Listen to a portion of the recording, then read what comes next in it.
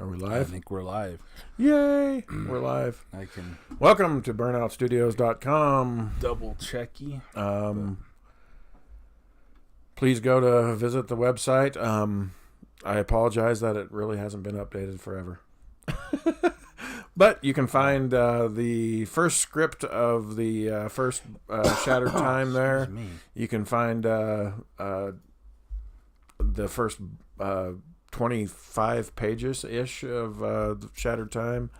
Don't have a whole lot of the Town Called Liberty stuff on there yet.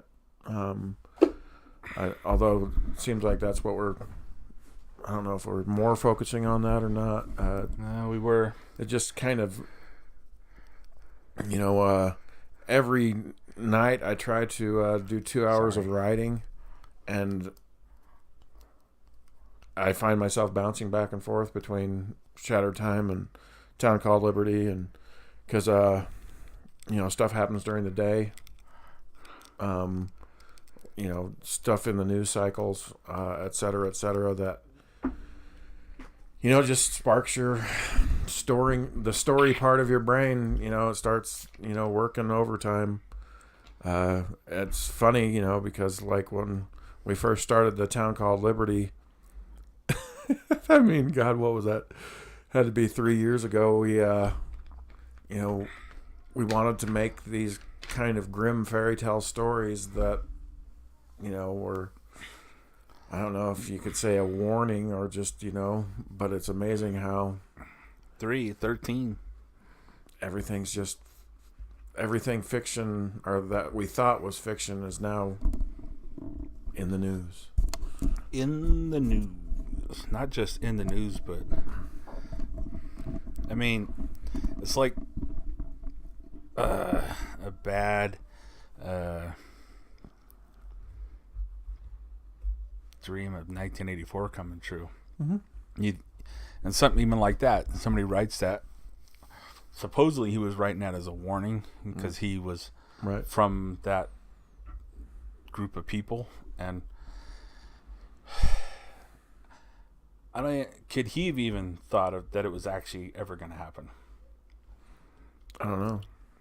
The thing is that, and I was thinking about this when I was driving over here. Stories, you can take a different viewpoint, either, good guy, bad guy, all that kind of stuff. And, say I was writing a story about a bad guy, who comes to power and starts, doing all the things that, these fascist type people do, confiscating or making guns illegal, doing all these different things that also drive up prices, and I don't understand. What I'm trying to get to is I just don't understand how a leader gets into office, does a bunch of things. I guess I could say that maybe from a pure environmental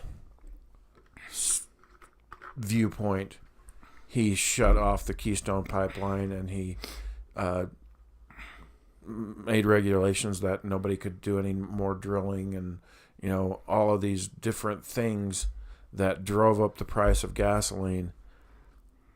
I mean, do I plead ignorance that he didn't know that was going to happen, or I don't know. Tim said that last night, right? Yes, Tim was talking about that.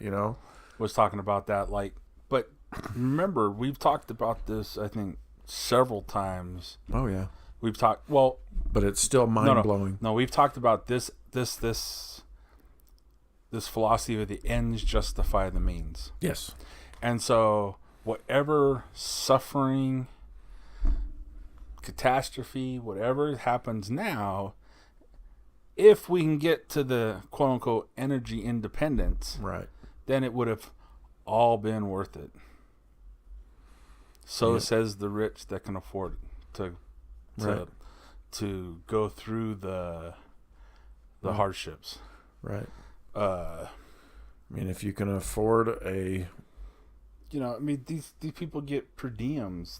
These solar powered car. I mean, you have to start getting their 8-year, 10-year hand-me-downs here soon. And then they're probably going to need new batteries. Mm. And that's going to cost a lot of money. Yep. Yeah. They're going to want... So they're going to sell their $50,000 electric car to you for $40,000 or for $30,000. You're going to have to turn around and put a new battery in for $10,000. Oh, wait, you're back up to $50,000 again. Right. So you might as well go buy a new one. But you can't buy a new one. Yeah. Well, here's a problem that they don't want to address. How come so many people aren't going to be able to buy them? Is because they drove so many people out of houses. So we're all going to live in apartment complexes. Oh, you can't run an extension cord from your apartment all the way down to your car, to the car lot, to the carport. Mm-hmm. So then how are you going to charge up your car? Because we got that little bit of money.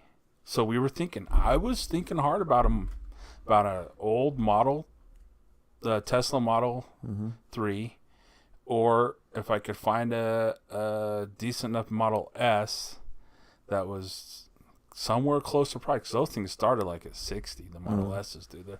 But they look so much better than the Model 3. The Model 3 are so ugly. But, yeah. And who knows when the stupid Cybertruck's ever going to come out.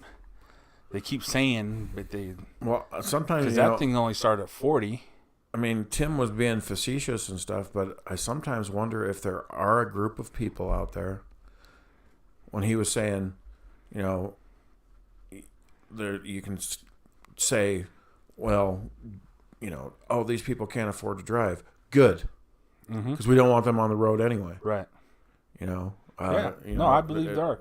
It's the same people that believe we need to cut the population by 1 billion. Right. It's the same people that believe that we should be able to sue you criminally and try you criminally for hunting in the name of the animals' rights.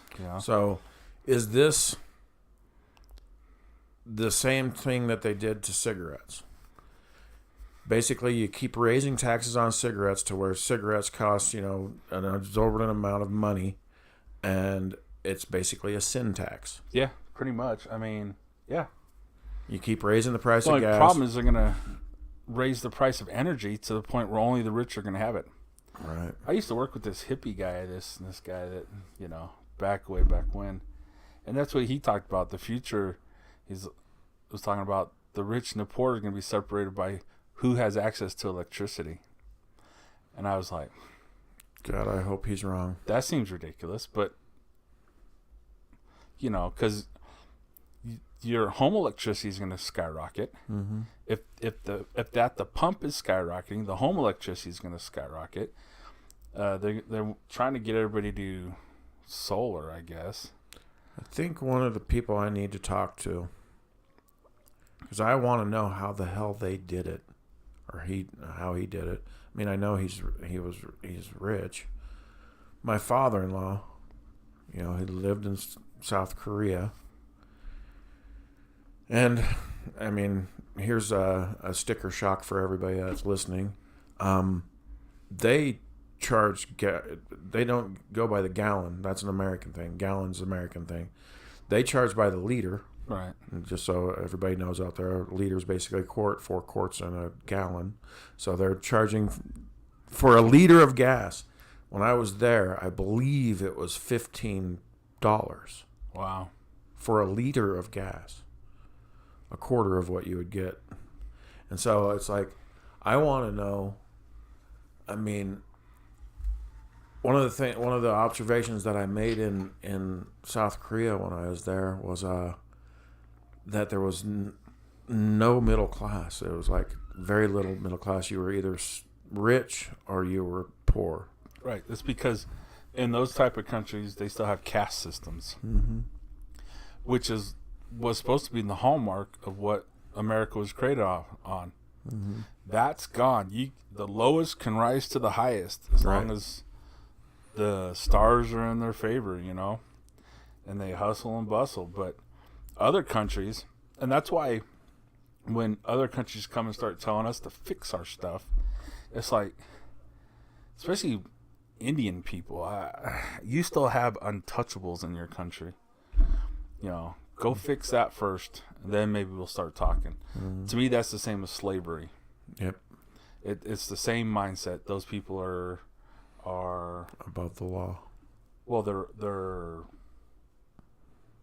It's like how with slaves they became property, so they were dehumanized. They weren't human. So those are the same type of thing. You don't touch those people. You don't interact with those people.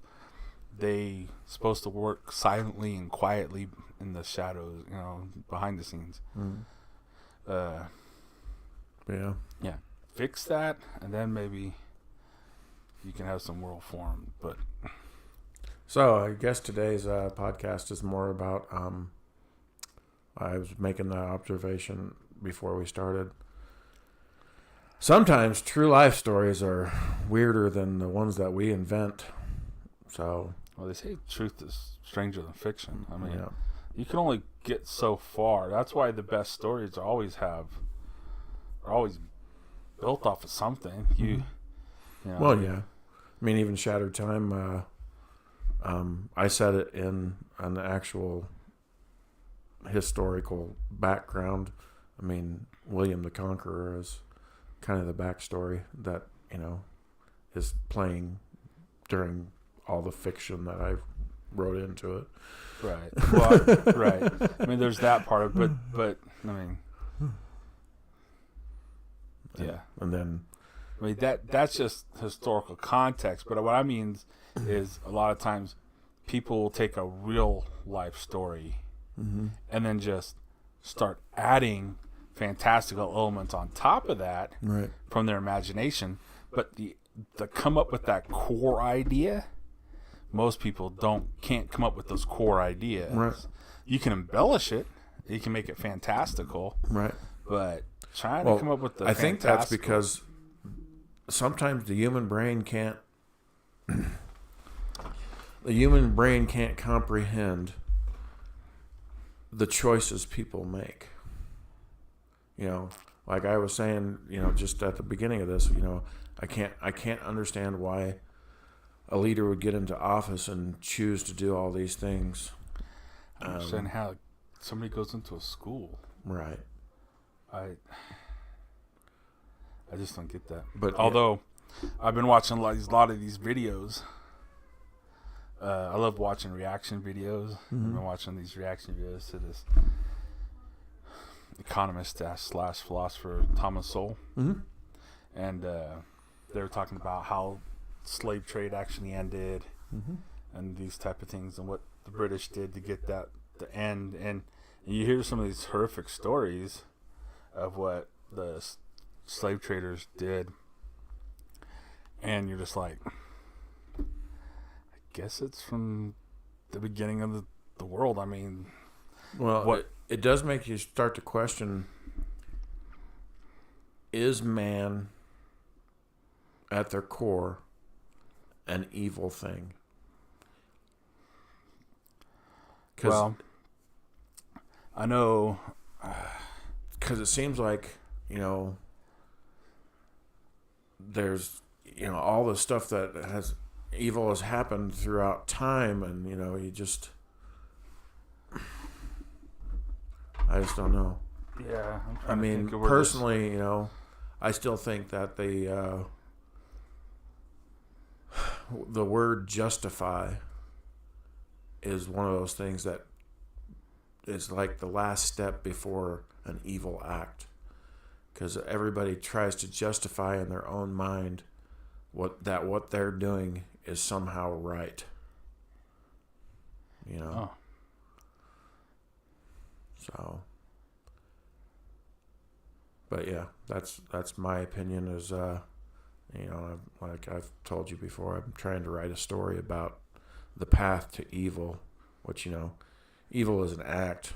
It's doing these things that you know in your mind is wrong, but you're justifying that action because of X, Y, and Z. So This is. it's Yeah, I was just trying to look up in the Book of Mormon, in the LDS, the Mormon stuff. There's a passage and it says, "The natural man is an enemy to God, and has been from the foundation." And the idea of controlling the natural, trying to dominate that with the spiritual, right, is the struggle. So. right. And I don't know, is that the enlightenment of, and if you were to take the religious out of it and just like Jordan Peterson does sometimes, let's look at it as human evolution. When man evolved and understood what humanity was, Right. and created the God figure to try to strive towards, so that way man has something more than just being the animal that it derived out of. It's that would be the idea of enlightenment overcoming its natural tendencies, the fight or flight, the anything else. And so a lot of that, I guess, would still be in the DNA decoding, in the DNA code, Right. All that stuff's there. But Peterson talks about this all the time. You need to know the monster that's in you, Right. and then tame it and not act upon it or stuff like that. He talks about that a lot. And if you don't believe that monster's in you, you're fooling yourself. Right. You're fooling everybody around you. Right. Because we've talked about the idea that heaven forbid society collapses around. Because the people that think they're the good people, those are the ones that be eating you. Well, what's funny is that's one of the reasons that, I think conservatives have such a hard time winning in like the realm of popular culture and all that kind of stuff, is because they're not willing to become the bad guy, to get their point across. Yeah. And the left doesn't seem to have that problem at all. No, because the ends justify the means. Right. Yeah. The ends justify the means. And right now, they have religious superiority. They have religious... They believe they have the moral high ground. My wife started watching 90210 again. Wow. The old TV show, And oh my gosh, if that show is not a blueprint for what's going on right now. Well, what's funny is I started rewatching Seinfeld, and I forgot completely, but there was a whole episode that was Elaine went nuts in this one restaurant owner's business because she found out he was pro-life, and she started screaming at him, and basically everybody found out, that he was pro-life and stopped going to his business. Yeah, it's like you're like okay, wow. Oh, wait, so they've been working on this stuff for 30 years? Yeah. Well, Brenda and Brandon Wall, they do all this stuff because it hits them in the feels. They're social justice warriors. She just got caught up in at the time a lot of storylines were the eco-terrorists, and she got into the animal rights stuff, and then they decided to go and destroy a lab, and they're like, you committed 3 felonies. Nuh-uh, I was in the right. You were killing animals, And then when the justify, when the social justice warriors, the the one girl, Andrea, the one with glasses, Mm-hmm. when she comes and says, look, I went and talked to them. Do you know that they are trying, that the experiments that they're running is trying to solve SIDS, sudden infant death syndrome. Right. And they're making breakthroughs, but you just stopped all that. It doesn't matter. They're killing animals. So you'd rather have humans die instead of the animals, Mm-hmm. No, she was right. That's all that mattered, was that she was right, Right. And then because she's rich, she gets a slap on the wrist and let go.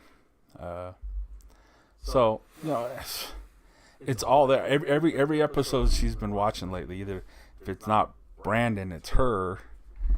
And it's just like, oh my gosh. I am so glad I never watched that show. This is it's just all right there. It's all there.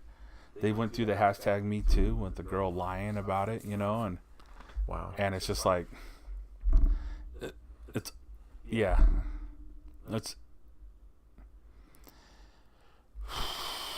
Wow. it's tough for me to watch because I just Yeah.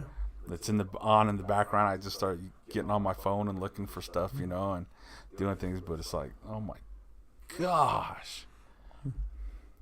But and then what's funny is then she complains about stuff like we were talking about the shooting, or she talks about gas prices, she talks about all this stuff, and yet she can't mentally connect the two while she's watching it. Type thing, you know what I mean? Like to say this is garbage, I'm going to turn this off. Right. Instead of she just keeps watching it, it's like I point stuff out, and that's exactly what's happening with Baba. Yeah, I know. Yeah. It's like, no, this is garbage. Just turn it off. We spoke about this the last podcast. The male mind and the female mind, they're just different. Yeah. We think differently.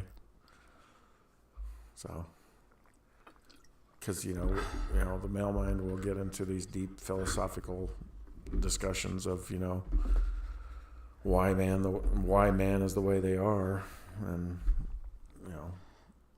female mind doesn't want to study that. They just want the emotional first layer. Maybe that has something to do, once again, going back to the old evolutionary thing, of you'd probably have to think of all the different things you're going to encounter as you leave the cave door to go get food that day. Mm-hmm. All different scenarios you got to run through your brain. How are you going to go through all of it? And she's just worried about making sure nothing comes in the cave, right, and that the babies doesn't get out and fed. You know what I mean? It's like, yep. Maybe that's part of it, and maybe that's the way it's supposed to be. Well, I mean, not.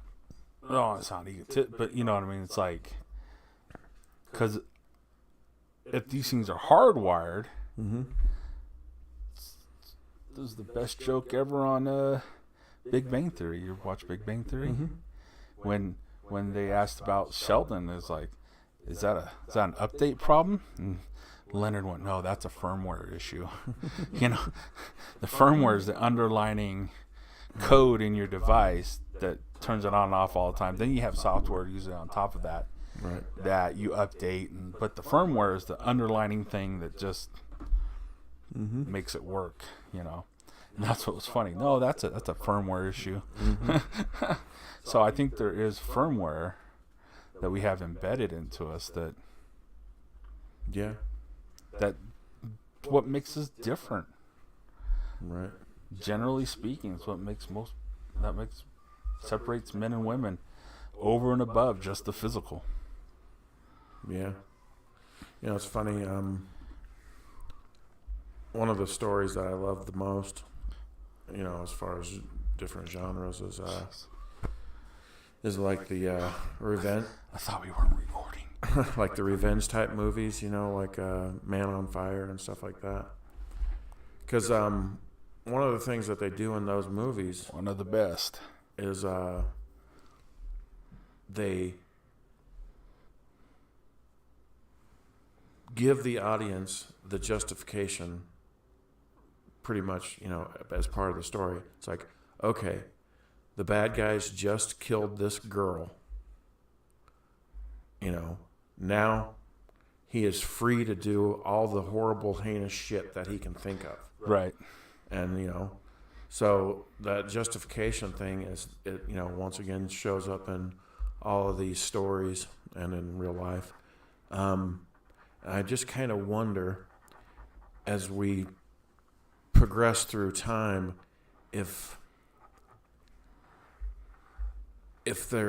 man needs less justification to do an evil act, or because it seems like you hear about somebody doing something horrible, and and they have a justification for doing that thing, but it's not like somebody died so they're getting revenge. It's like they didn't get the raise, or they didn't, whatever. And what I really love to do is but unfortunately most of them die. These mass shooters, I want to know what it is in their mind that justifies what the fuck they're doing. I think it's harder. Because that is definitely part of everything. Everybody's actions, it seems like they have to have a justification for doing it. Oh yeah, no, I think it's harder to get people to do it, and so I'm not sure about that one, but keep going. Well, I think it's harder because the more instances you have of things, you should be able to say that was bad. Okay, I can't do that. X that out. That's bad. Can't do that. And so the more references you have, the more you can say, no, we're not going to do that. We're not going to do that. We're not going to do that. But where you can move people to do things that you want like that, to get them to do stupid, these things, is make sure they never heard about number 1, number 2, number 3, number 4, number 5. With the idea, I think, of this history that kids are learning today that's just being either washed or just omitted. Mm-hmm. And so, they fly around the acist word, right, like it's nothing today, having no real understanding how it really worked back, or the Nazi word, right? Mm-hmm. But have never watched a documentary or even read about Hitler or even know any of this stuff. They just say it, but they don't actually know, so they don't have any real frame of reference to match it to. Right. They just know that it's the ultimate evil, supposedly. Yeah, supposedly. Mm-hmm. So I was talking with my nephew, and we were talking about Dr. Martin Luther King, and the I Have a Dream speech, and he had never read it. It was like, how do you go through high school having never covered that speech? Okay, so let's take a for instance here. So, because this is going back to the word justify, the whole punch a Nazi movement. Do you remember that? Mm-hmm. Where it was suddenly okay to go, So basically, all you would have to do in order to justify the evil act of punching somebody is label them a Nazi. Right. No, that's righteous indignation. That's justification for your action. Right. That's Christ turning over the money changers, blah, blah, blah. Yeah, but that's, yeah. And so in order to justify, but if you understand history, mm-hmm. you could look objectively and go, oh, well, that's really not one of those. Neither is that, neither is that. But if you omit the history, oh, yeah, that's definitely has to be one. That had to be what one of those were like. Because that's their only frame of reference, right? Because let's go to another thing that happened, that was a kind of a movement for a while. The knockout game. Do you remember that? Mm-mm. And it was just people that were literally filming themselves walking down the street. You know, somebody else was filming, you know, them walking, and as a stranger passes by, they had, you know, to sucker punch the guy and knock him out. I saw somebody do that with a brick and run up behind some guy just. And it's like, and the only justification that I can think of, because, you know, if some friend of yours comes up to you and says, hey, this would be really funny, let's just go crack somebody's fucking skull and we'll film it. The only justification that they could possibly have is that they're going to get their 15 minutes of fame by being on camera. Is that enough justification now? Is that all it takes? Yeah, maybe. Is that the world we're living in? I mean, look right now at what is science, what isn't science. Right. How is that even possible if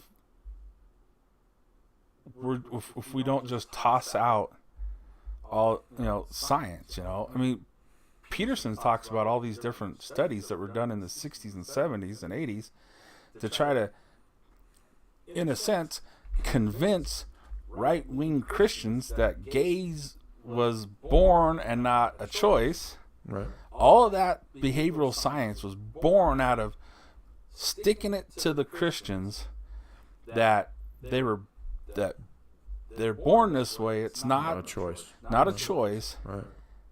And now, because that goes against their idea, they could throw it all out. Right. Why? Because you don't know that part of history. You just, it's just, you know. And so because of that, you can just, because how can you not make the parallel of, like what they were talking about on Tim's show with I think it was on Tim's. Yeah, they've been talking quite a bit about abortion lately, and how as long as you can dehumanize the fetus, mm-hmm. then you can do whatever you want to it. Right. Because I actually heard a person arguing that the fetus, no matter what stage it is, right, as long as it's inside the woman's body, it is an autonomous being, I think is the word she used. It's not, you know, it doesn't have its own autonomy. Mm-hmm. And so any argument about whether it's a life or not doesn't matter. Right. Apply that same philosophy to slavery, mm-hmm. and it's the same thing. Because it doesn't have its own autonomy, right, we can do whatever we want with it. We can spy it, we can sell it, we can whip it, well, we that's can kill it. You know, that's one of the things that I appreciated when Tarantino wrote that Django Unchained, is one of the things that Candy goes through when he's talking to, he brings that skull out and puts it on the table and starts talking about, and he starts talking about, and he cuts the skull open and he starts talking about that old science. I can't remember what it's called, but, you know, it was basically a way that the slaveholders could justify their actions of having slaves because the science proved that blacks were not human, mm-hmm. that they were fundamentally different because this science proves it. Right. And it's like, once again, you know, I mean, these people need to justify this shit in their own mind. Well, yeah, that was born out of that came. And I wish I knew the name of that science, though. Yeah, that came later. That came into to justify keeping the slaves. I know that's one thing Thomas Sowell was talking about in his thing about, you know, slavery wasn't built on racism. It was an economic, because slavery has been going on forever. Mm-hmm. You know, it wasn't until later when other countries started wanting to disband slavery and the North kept pushing that they had to come up with more justifications, and that's when they turned it into a race issue. And right. You know, so. But yeah, that's. So if people are willing to do that, if people are willing to build camps and burn people and do all that type of stuff, then, I mean, all you have to do is dehumanize somebody to the point where they're not human, so it doesn't matter what you do to them. Right. And if you don't think that's what's happening to conservatives right now, Oh, it is. or Christians, Yep. then you Because better you used the wrong words there. Because Well- you said conservatives and you said Christians, but what we are is rednecks. Oh yeah, yeah. That whole thing in the Bible about at the end of the times when the lion and the lamb shall lay down together. Mm-hmm. You know, but the joke is that the lamb will sleep with one eye open. Mm-hmm. Right? You know, I mean that's what's happening right now, and if you're not, which is interesting, you know, you're talking about Biden with the 2A bill going after 9mm and everything. Yeah. You know, I wonder. There's though, a lot of scary bills going through the House, people. even if you they pay attention. pass them, I wonder if some states will just say no. God, I hope so. I wonder. You know what I mean? Because Is that going to be the push to a civil? yeah, I think so. A civil. You 'Cause, know, I they were mean, can thinking you it was gonna be imagine- Roe versus Wade? Because you know, once again, conservatives being conservatives, when the bump stock thing was going through, and you know, you can't buy bump stocks. Conservatives kind of just shrugged their shoulders, like, okay, Right. But there was, a couple people that was the hill they were going to die on. If somebody says, that they're just going to get rid of all semi-automatics across the board, there better be a bunch of people that stand up and say this is the hill we're going to die on. Mm-hmm. Because I can't imagine, and it probably will happen sometime in my life. I can't imagine waking up one morning and suddenly being a criminal because they passed a law. Yeah. I mean, yeah. I mean, it's just crazy. I mean, it's like, well, you own this object, you're a criminal now. I mean, I read an article. And I'm coming from a background of, I've been a libertarian forever, and it's, I feel the same way about, a guy waking up and,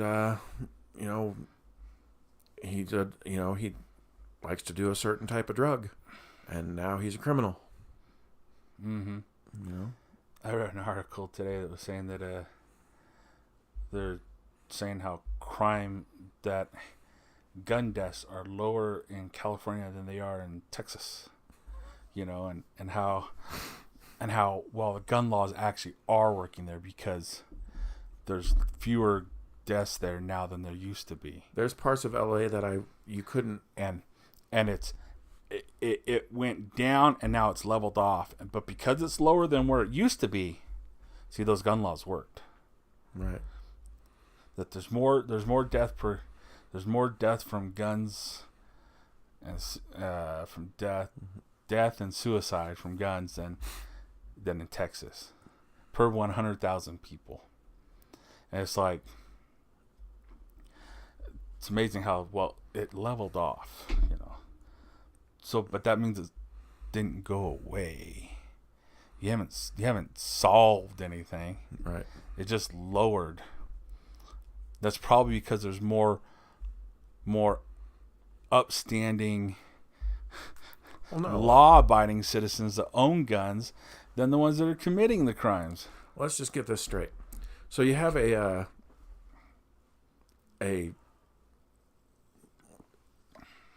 residence, a couple city blocks. And in that city blocks, there's people killing each other all day long. And one belongs to one gang and one belongs to another gang. And they're killing each other over territory and over money and over drugs. and they're just killing each other, kill, kill, kill, kill, kill. And eventually you see the gun deaths go down over time. You know, years and years pass, and the gun deaths go down. You know why? Because they're fucking dead. Yeah. Well, I mean, God. I mean, how stupid do you have to be? I mean, eventually wars end. Right. God. It's like, look, we've solved this. It's like, no, you haven't. Well, Johnny over there solved his problem by shooting Phil in the fucking face. That's what happened. And I mean, the thing that I don't understand is you know, the gun allowed anybody to protect themselves from those that will physically do you harm. And just go watch that movie, 100 AD? Is it 100 AD? No. 100 BC. Anyway. No. What was the one with the... It was a real old movie. Yeah. A real old time. It's Jack Black and... Oh, okay. And... yeah, I've seen it. And what's his name? But it was a comedy. Yeah, it's a comedy. Mm-hmm. You know, and the one guy, he's the intellectual, scrawny little dude, and then you had the big, strong, massive man who's got all the women flocking to him, like 3 or 4, you know, and he's like, "Hey, look at this thing I made out of this vegetable, this fruit. I hollowed it out, and then I prepared it properly, so now we can actually store food. Mm-hmm. We don't have to go out and hunt. I have food like year round." And there's like, shut up, you know, the big guys, you know, and it's like, yeah, you know, that gun's what protects you from that. And if you don't think those are going to get co-opted to come and take stuff from you, phoo-wee. Yeah, I know. Oh, but the cops will protect us. Right. I mean, but sure, put them to jail. The old adage, you know, that, you know, God made men and Sam Colt made them equal. Made them equal, yeah. You know, yeah. Oh, 'cause the cops will protect me. You're going to rat those guys out? Right. Because you know what they're going to do, right? You put us in jail, and those guys are going to come while we're in jail and snuff you out. Because that was one of the things that a lot of people don't. When they look at these stories of the Old West, you know, you got those larger-than-life characters like Wyatt Earp, you know, who survived all these gun battles and never got shot. Miracle is what that was. But, you know, he was quite imposing, you know, and he would actually buffalo people, you know, which is a term that he coined, which is, you know, he would go up behind somebody and crack them over the head and they'd wake up in jail. Mm-hmm. But if you go take another person, you know, and this is to show how guns has made people equal. Billy the Kid was tiny. Yeah. If he didn't have guns, he wouldn't have been anything. Right. You know, and that's another thing that I appreciated in that Tarantino movie, Django Unchained, when he says, "As long as I'm free, as long as I have my guns." Mm-hmm. It's like, couldn't have wrote it better myself. Thank you. Mm-hmm. Well, it's like all these revenge movies, unless you're Jackie Chan or Jet Li, right? But even that, you know, that stuff only takes you so far, right? The kung fu but these revenge movies, the only way the guy's able to go through 100 guys to get to the leader is with gun, because that makes the one equal to all of them, right? Otherwise, he ain't fighting his way through all that. No. Because John Wick would the one not thing be that they don't beating show the crap out of everybody. The one thing they don't show you in the movies is how physically exhausting fighting is. Mm-hmm. To put all your weight and strength into a hit to knock somebody out, right. You know, you don't go for hours. You don't just... Right. By the time you get through 50 of those guys, you're going to be exhausted. Yep. But no, I saw it in a movie once. It's how it works. Right. Yeah. No, I saw a documentary on it. It's called John Wick. Mm-hmm. And It was a good documentary.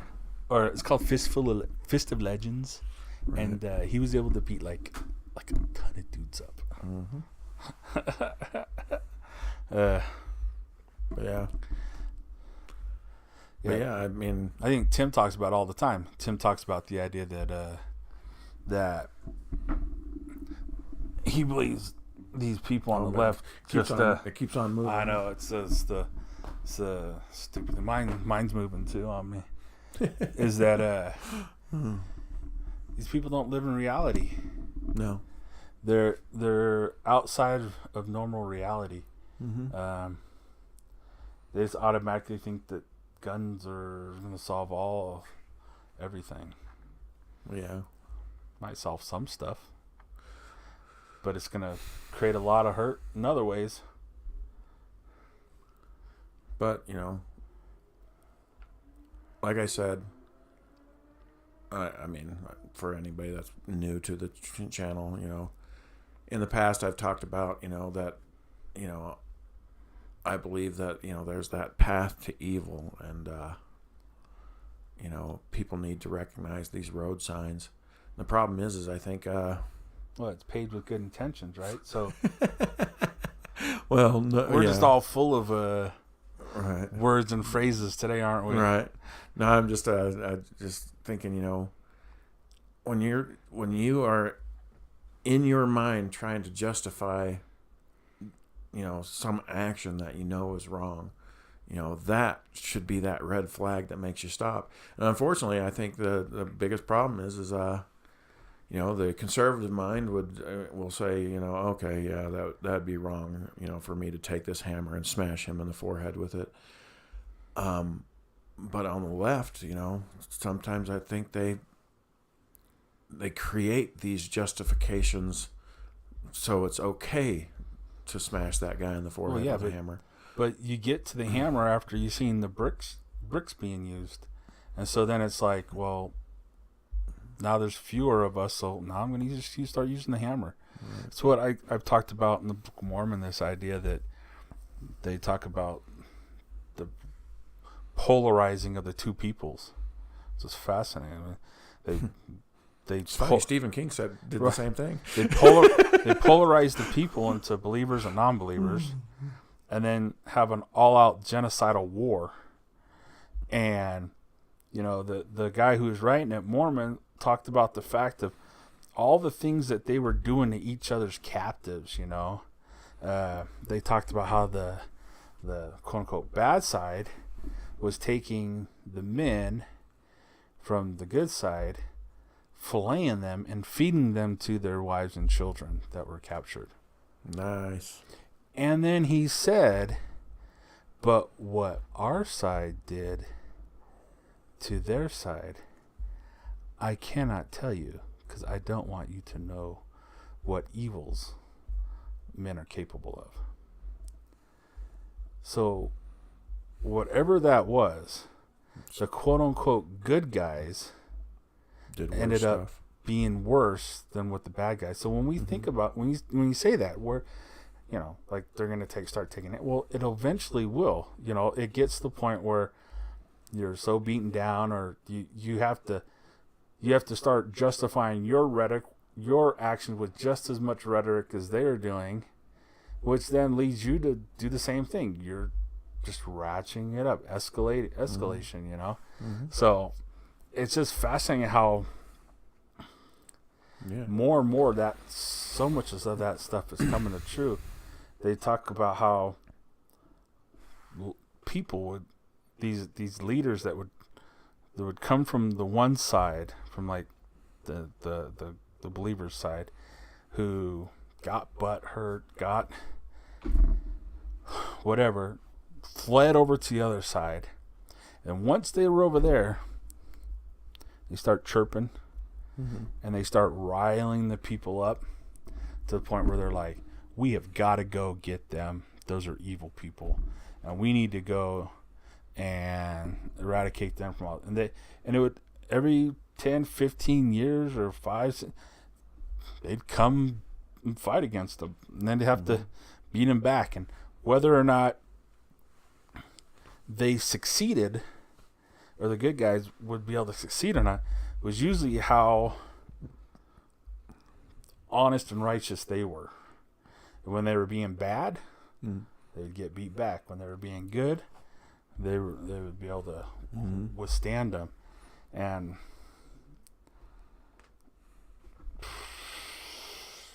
where we are in the state of this country right now, I don't know if we could afford attack from somebody. It might be interesting. I know Tim always talks about the idea that if China were to attack us, we need both sides to stand together against them. I don't know if we do. I don't know if one side of it would even be effective.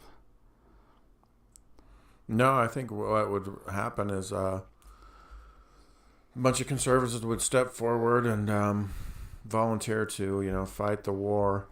And while they were fighting the war, the leftists would be filming it and showing all the atrocities that the right are capable Worse than that, of. they'd be in they're like those guys in the movies, when the aliens come, whatever. They're the first ones to go and, well, if we go talk with them, and then they will, we'll just surrender. And they won't hurt us no more, right? Right. Well, just like to quote Blade, in the second Blade, it was great because it had that kid from Walking Dead in it, if nobody remembers. But at one point, he, betrays Blade, and he shows that he has a tattoo on the inside of his lip. And he's like, well, when the end comes, I would rather be a pet than cattle. Right. It's like that's what these guys actually fucking think. Yeah, there's always those people. They're all going to be cattle. There's always those people that are wanting to go over, and usually they always come out, hey, we're on your side, flag. Oh, and then by the time they're about halfway out there, they get blown pieces, right? But, Independence Day, yeah. Yeah, Independence Day. Yeah. I hope they bring back Elvis. All that stuff, It's fun. It's funny, It is funny. What I just thought of was how in stories, our pop culture or whatever you want to refer to it as the stories that men tell, whether it's in books or in man does give a lot of warnings. I mean, we you find this stuff in every movie. Yeah. But for some reason, we sure as fuck don't heed it. We don't heed the warnings. We just think, oh, well, that's pretty entertaining. Well, that's kind of what you're, just circle back again. That seems to be what I'm doing. Right. Is it's harder now to get people to do this stuff because they have Google at their fingertips. So they literally think they're smarter. Yes.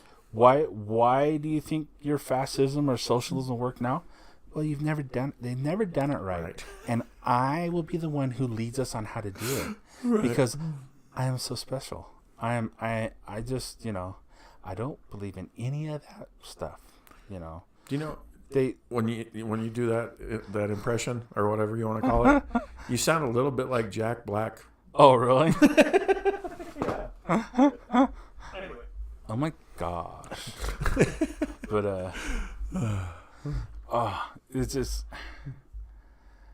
I know Peterson talked. I mean, like one time, one of his lectures, they were up in the balcony yelling and screaming, disrupting his thing, and he turned to the crowd and he goes, "That's pure narcissism." These people are the pure narcissists.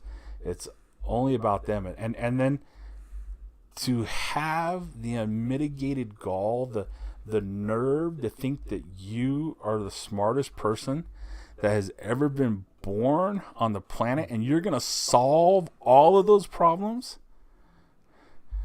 is just staggering. Mm-hmm. I think did I talk about this? No, I didn't. maybe I didn't about the abortion thing. I was talking with my wife, because it was out of watching Tim, and they're just so.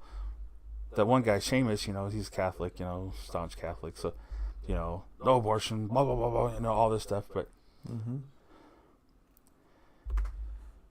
On the other side, talking about the horrors of being a single mother and having to raise and do all this stuff, and everybody wants to talk about the issue, but never arguments on how to solve problems, right? Right. So what are some of the problems? Well, the problem is okay, we're going to ban abortion, but the community has to step up. And what I mean by that is all the good people in the community who say no more abortion, well, they need to open their homes up as foster cares. Mm-hmm. And they need to be safe and special houses where children are safe to come and be fostered or adopted. They need to step up. You need to quadruple by thousands your mentoring programs, your big brothers and big sisters programs.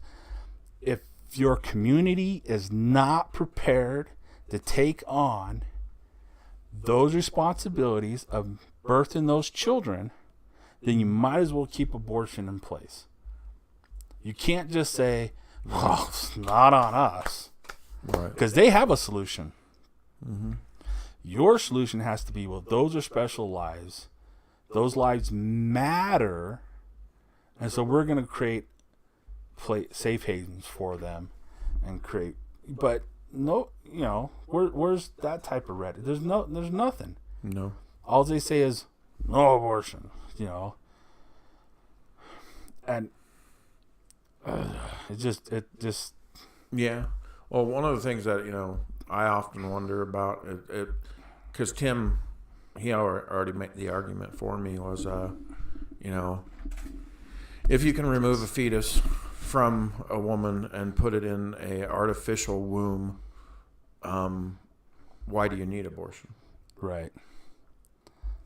You don't. But if all you're doing is subjecting that to a hellish life in foster systems. Well, yeah, I understand that, but I understand both sides. There's 1,000 people and thousands of people on a list to get a baby. Mm-hmm. I mean, this would be a newborn baby, right? And so the people waiting in line for that, I'm sure is enormous. But yeah, so there you go. Volunteer at the Jobson centers mm-hmm. to get paperwork through, mm-hmm. to go out and do the field interviews. To, yep. Where is it? I say these things, but I'm not the one volunteering to do it. The biggest problem I have, but I'm just saying, is that if they went the route of removing a fetus, putting in a artificial womb, is I'm afraid that the government would be the one that steps forward and says, this is our child. I mean, they already do that with everybody's kids. Mm-hmm. This is our child. But,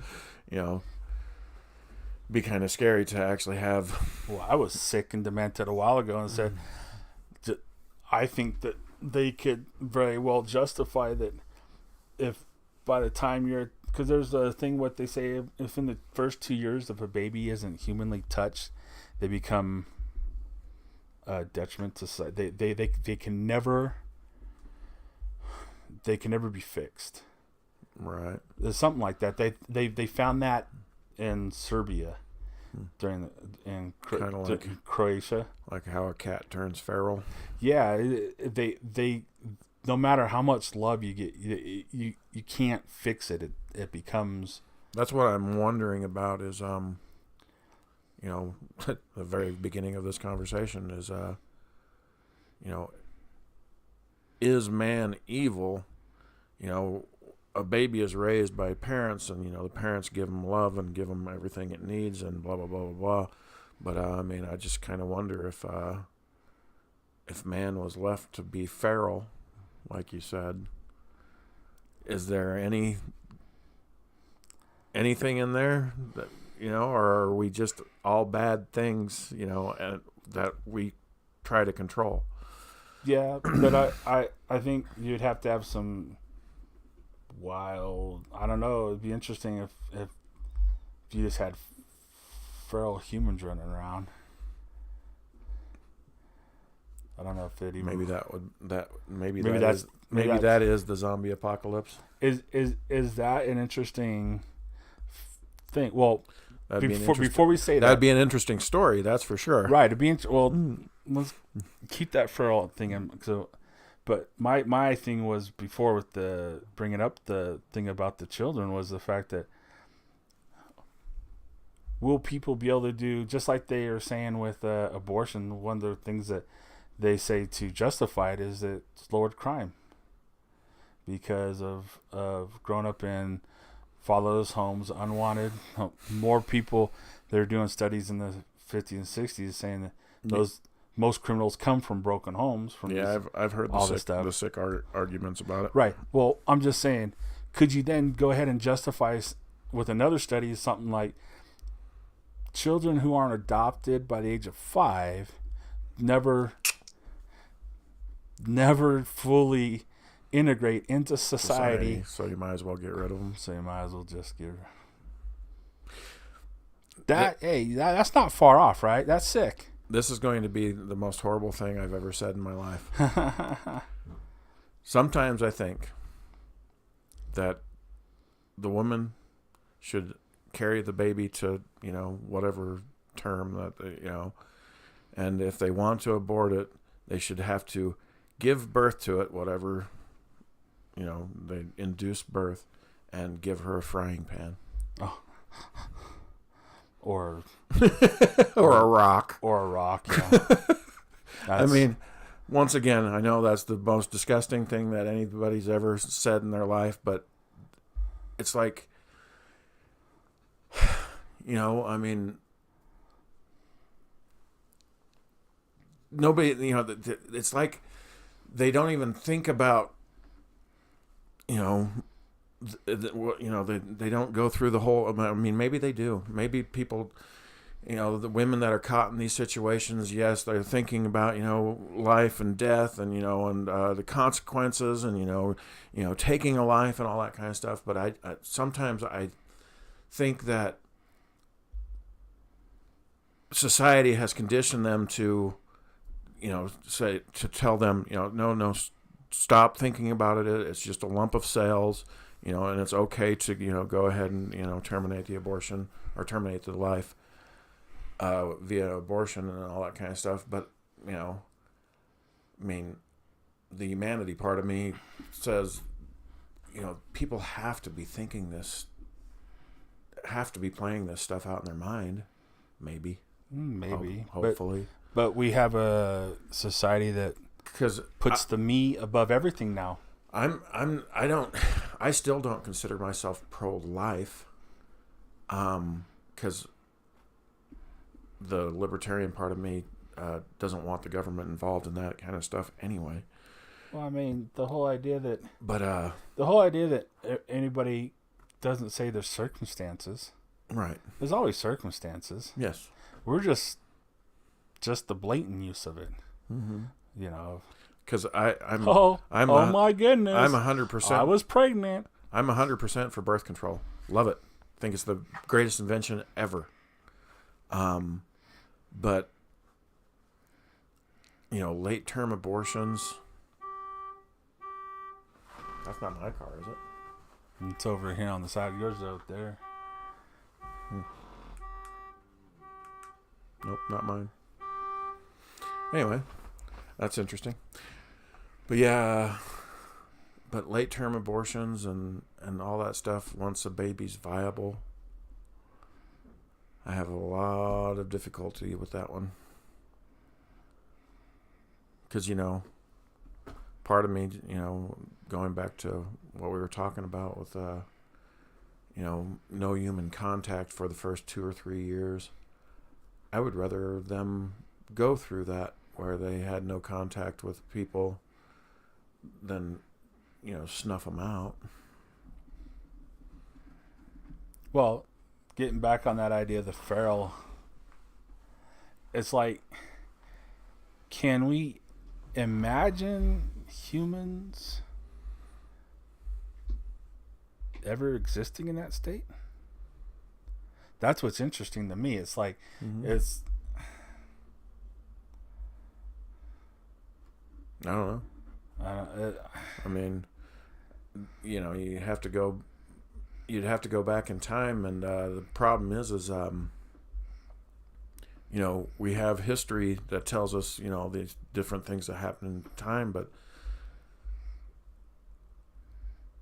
obviously humans, you know, I mean, there's evidence of it, predate history books, you know, as far as you know, like you know, the whole, what the heck is his name? Randall, what's his name? Carlson, right? Yeah. But you know, and you know, there's proof that, you know, there were societies before, you know, that big event that killed off a bunch of people. And so, you know, if you were to go back even further than that society, you know, sometimes I wonder, you know, if we weren't seeded here, you know, from another. Well, that's kind of like that's what I'm getting at, is the idea that. So yeah, it's hard. Did we ever exist as a, you know, a caveman? I don't know. I just it's hard to think of a human just being feral, because even it seems like most feral animals, if they could be in the pack, would be. Right. And you know, and I'm also having trouble, you know, because you know, if you were to go with the theory of evolution, you know, we came from monkeys and stuff like that. I still have a trouble with that one, because you know, the story of the thought of a starship seeding a galaxy is actually easier for me to comprehend than, you know, that we just kind of evolved from, you know. So yeah, I don't know. Because I just see these animals that survive in these really harsh environments, and they say, well, that's because over time they grew to be able to survive it, to adapt. Yes, but we're talking about such a harsh environment that anything other than the thing that living in it would die. Mm-hmm. So how did they? How? Right. Because what they live on is in the environment. So it's not like, oh, I dipped my toe in it and I could survive it for a second. We procreated. But what we live off of is in the thingy. So I don't know. We died of starvation outside the thing. Mm-hmm. You know, I don't. Yeah. I don't understand that. Maybe I'm just not smart enough to wrap my head around how that, because if you could survive outside that harsh environment, why would you go into the harsh environment to survive? Right. Unless you were pushed into it, but you probably wouldn't be able to survive it. Right. Because you're right. I mean, because like man's attempt at you know, using evolution to its own benefit is, we have taken dogs, which came from the wolf supposedly, and we've saw a trait that we liked, and we tried to breed that dog with the trait with another dog with that same trait, you know, to make that trait more pronounced. And, you know, over time you would get things like the Sheltie or the, you know, golden doodle, or the, you know, you name it, all these different dogs, that breeds that are out there. But once again, that was done on purpose. Did somebody maybe do these things in the past that we don't know about? The dead society that I was talking about, were they doing that kind of stuff? It's like, hey, let's see if we can make something that will survive in that horrible, harsh salt water, you know, or whatever. Mm-hmm. Maybe. I mean, mean, we blame man for everything else. Why not that? Yeah. You know, global warming's our fault. Yeah, but that's different than two animals being like, "Hey, let's go see if we can survive the acid water." Right. Hey, look at that! I can stand it for a few seconds. Yep. So could I. Hey, you want to get together? We have some offspring, and they'll live in there. Right. Well, I don't understand that. There's like these. There's this cave that's where there's these blind fish that live in this acid water. Yeah. And it's like nothing else lives there. Yeah. Well, I mean, hell, even here in Utah, name me a fish that lives in the Great Salt Lake except brine shrimp. That's it. Brine shrimp lives there. No other fish lives there because it's too salty. Just brine shrimp.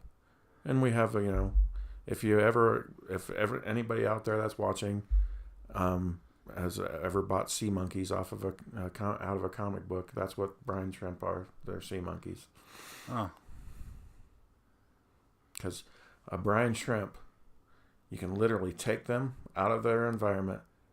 They look like they die. They dry out. And you think they're dead. But literally you take this dead animal, put it back into water, and they come back to life. Pretty cool. Yes. And they sold them in comic books. And they also sold, you know, those Venus flytraps in comic books, if you remember. I used to love those ads in the back. The X-ray vision. The X-ray vision one, yes. Yeah. Yes. Although it is nice to flip through a comic now and not have to read ads. Yeah. Although I kind of like them, though. I think it must have been even harder to write a comic book knowing where the ad breaks were. Right. You know, and having to know how to flip the page to keep the pages going. You know, oh, I'm going to get instead of just being able to pretty much do what you want. I think you know, when we get the, you know, some of these Town Called Liberty things published, you know, these little short stories, we should bring back those ads. Just put ads in there.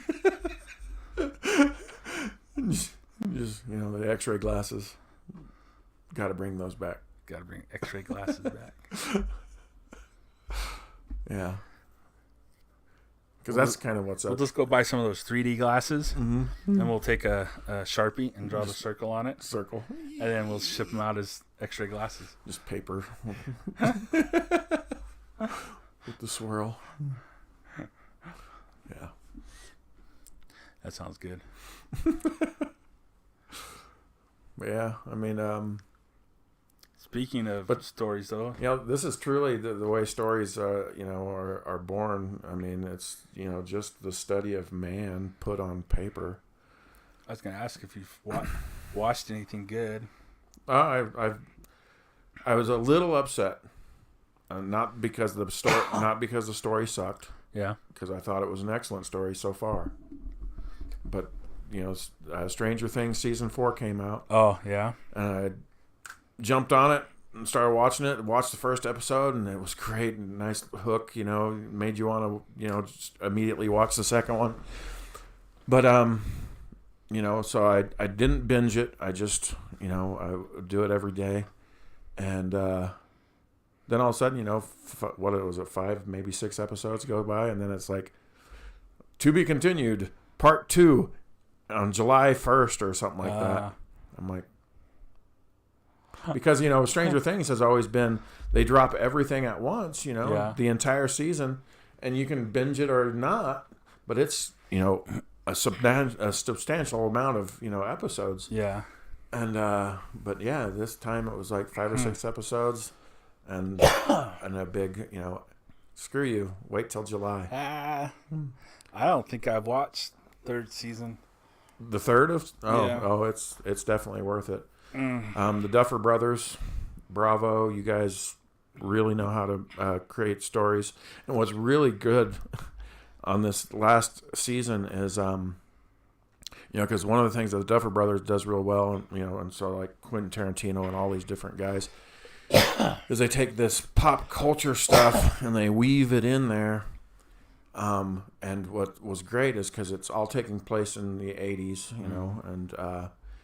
and it, they're obviously the same age as us. And because one of the things that in this season they're talking about D&D, and I remember when I was younger and playing D&D with my brother and stuff like that, and then suddenly there was this big huge Newsweek or Time magazine article about how D&D was devil worship and all this bullshit. And so that's in this season, is because there's this group of kids that are, that have formed this D&D club that they call the Hellfire Club, which is named after Marvel, obviously. I'm sure everybody else got the reference, but yeah. And so then this group of townspeople, label them as the bad guys. And so any people that die, they did it. Right. So, yeah. My eyes are watering. I got to go to the restroom real quick. What am I supposed to talk about? You should have hit pause. So, yeah. But the Stranger Things season, it was really good.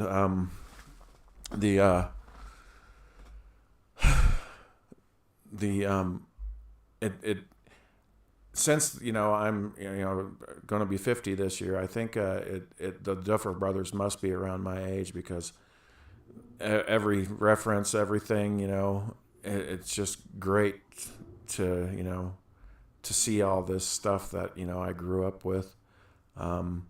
It's funny because my kids, they love it too. It's just kind of neat for them to see this stuff, all the things that we take for granted now, cell phones, etc., having Google at your fingertips. None of that stuff existed back then. What's funny though is I sometimes think that selling a lie nowadays, even though everybody has Google at their fingertips, seems like it's easier to sell a lie now than it was back in the 80s when people didn't have Google at their fingertips. I mean, sure, like they were, like in that, in Stranger Things, they talked about, that D&D, they labeled it as this, Satan worshiping, thing, which it wasn't. But it seemed like I remember when I was a kid and that article came out and said that, this was all devil worshiping stuff. Of course, my mom came to me and asked me, is this true, type of thing? And I'm like, no. And, because it only took 2 seconds to explain to your mother, what a role-playing game was. It's just a bunch of what-if scenarios. It's like, okay, Mom, you're sitting at home and you're doing your thing. You're watching TV and somebody throws a rock through the window. What do? That's the role-playing game. That's all it is you're going through these what-if scenarios. What would you do if this happened, or what would you do if that happened? And yeah, to have a big news article about it, labeling it as some evil thing, it was just ridiculous.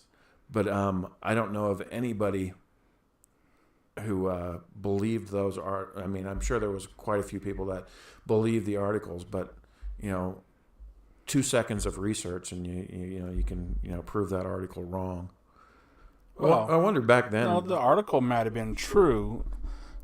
I think it was linked to people. Some groups, you mean? Yeah, people were playing D&D. I think what the article was about, they were playing it in cemeteries, conjuring evil spirits in the game, right, using spells and things like that. And so, right, but yeah, I mean, still, that was. role-playing games have always, to me, that's the way I've always explained it to people of what a role-playing game is. It's a giant what if. Yeah, but nowadays, if they wrote that article, you would really question it. But back then, you didn't question a lot of that stuff because you trusted the news. Yeah, but I mean, I don't remember them. Maybe they did. I just don't remember it. But I don't remember them, doing all these follow-up articles and, really, because it seems like why would you? When you already know the truth, right? But it seems like when a newspaper or whatever writes a story about something, like for instance, when they say, stupid shit like fully semi-automatic, or fully semi-automatic, all of these things, that a 500 round clip, all of these things, that even the word assault rifle, this stuff doesn't exist.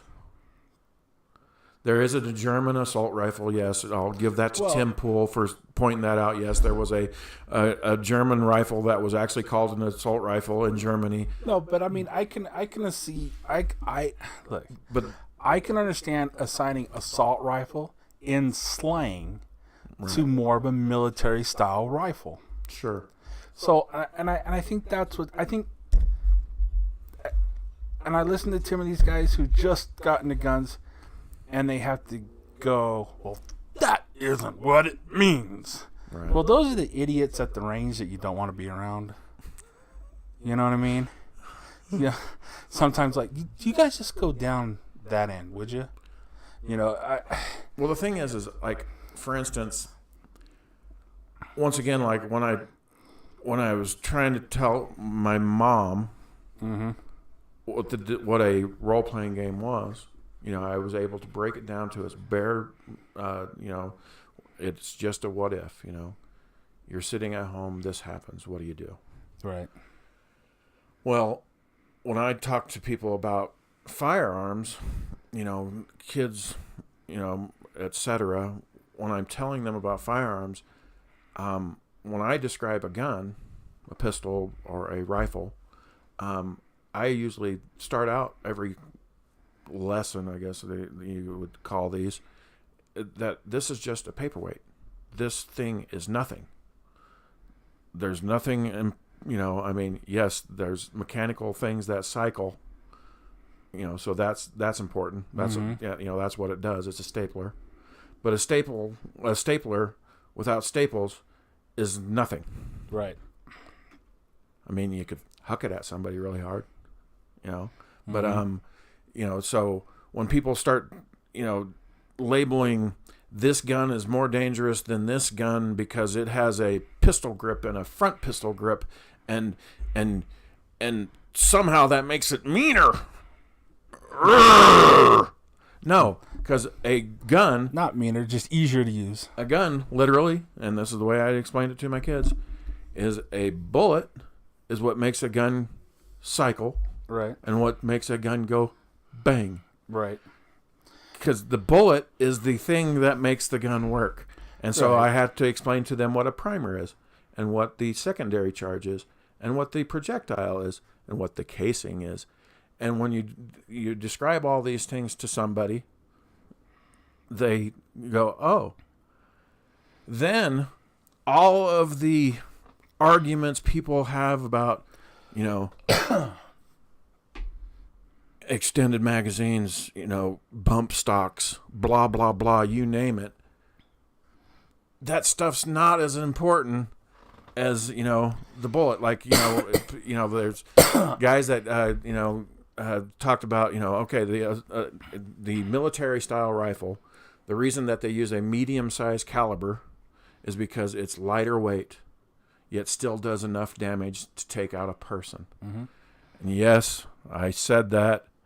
Guns in the military are designed to kill people. Right. Well, but I think. But there's much more dangerous. Right. But I think the problem bullets. is, well, yeah, but any of those other things make it easier to shoot the weapon faster and more and more. Right. So, but the thing that should be talked about is not that the fact that the high capacity magazine went into a semi-auto rifle and it shot 50 times in under 13 seconds or something. Mm-hmm. That's not. Nobody wants to talk about what made the person take the dead weight and the other dead weight, apply them together, Right. and then use it. Mm-hmm. Because that's the problem. The problem isn't the dead weight. The problem is what is the cognitive reasoning that's allowing the person to put them together. Right. What's their justification? Because they will then use that with any type of thing that they can deem as a mass weapon. Because one of the things that I still want to know, and this is another thing that will never be answered probably, is I still want to know the motivations of the Las Vegas shooter. Mm. There was more cameras. Well, look at the guy in everything. Buffalo. Did you watch Glenn Beck's show where he read a lot of that guy's manifesto? So that guy had a 180-page manifesto that he put up on the internet, and they took it down because they didn't want people reading it. But it's the internet, so nothing ever goes down. Well, no, it's pretty much gone, I guess. But what they could salvage, or what they had gotten through of it, this guy says he's no conservative. He's a fascist. Well, more of a socialist, eco-socialist is what he's claimed himself to be. Okay. Time out. Remind me again, the Buffalo shooter, how many people died, blah, blah, blah. I can't remember. 12? I don't remember either. I can't. Because Vivaldi or whatever the hell. Vivaldi. Yeah. It's kind of trumped everything. But anyway. Well, yeah, it's going to, because it's an unknown. So now we get to speculate all we want. Right. But that wasn't an unknown. That actually, and they tried applying all these conservative values to it, but they're not there. Right. And so they couldn't really delve into it because you could disprove it. He did it so that we will enact gun rights, because he wants guns out of the hands of people that can stop them from taking over and applying their eco-socialism. Well, it's nice that he at least put it down in writing. Right. This is nuts. You know what I mean? I mean, ends justify the means. Right. The ends justified. So he was willing to do that. It's the same thing with the guy down in New Zealand that went into the Jewish synagogue and shot up. He had the same philosophy. It was to create more gun laws. Neato. So. But anyway, I still think we should, we actually talked about this off air. We were talking about, I think the statistics, there's like 1.7 million defensive uses of handguns last year or something like that. I'm quoting Steven Crowder if you're wondering. But I think, oops. I mean, if Crowder didn't work. If Crowder doesn't do it, that won't work at all. That won't do it. He just knocked out. Fell off a wall. Yep. But I think somebody, either us or there needs to be a T-shirt or bumper stickers or both that says, "A gun saved my life." That would be a great T-shirt, and that way it would also start conversations with people.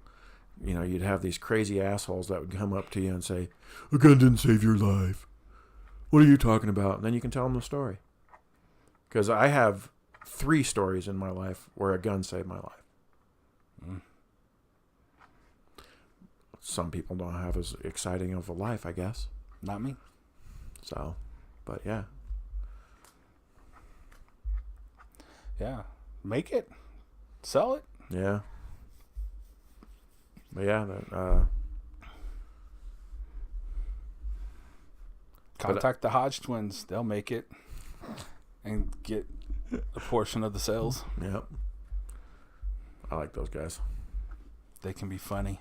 They can, but sometimes it takes them forever to get to a point. So a lot of times I'll just fast forward until the video Right. that they're going to talk about, and then watch that, and then Right. because usually, so them, some other people, I really don't care about what they mean. I just want to know what the video was, and usually I don't want to watch it on another, like I don't want to watch it on some news network because there's biased editing, Right. you know, where I'll just watch it on there. Because what's fascinating is they say all this stuff about misinformation, right? Crowder, misinformation, this. Oh, they're lying about this, lying about. You know what the problem is, though? You can't say they're lying. You know how you can't say they're lying? Because if they lie, they get kicked off. Right. If they lie one little bit, YouTube's going to cancel them. Yep. So they have to be perfect and right about what they're saying. Right. That's a reason to watch them. Mm-hmm.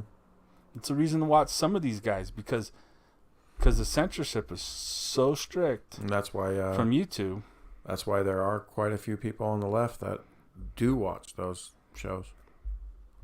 I mean, hell, you know, I'm sure there was a large group of people back in the day that listened to Rush Limbaugh just to listen to see if he said the wrong thing. Yeah, they always do. Yeah, Mm-hmm. for the gotcha moments. You know, Mm-hmm. even on Tim's, he was reading some of the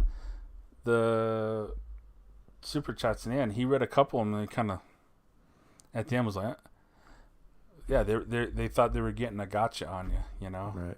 and it's like, whatever. Yeah.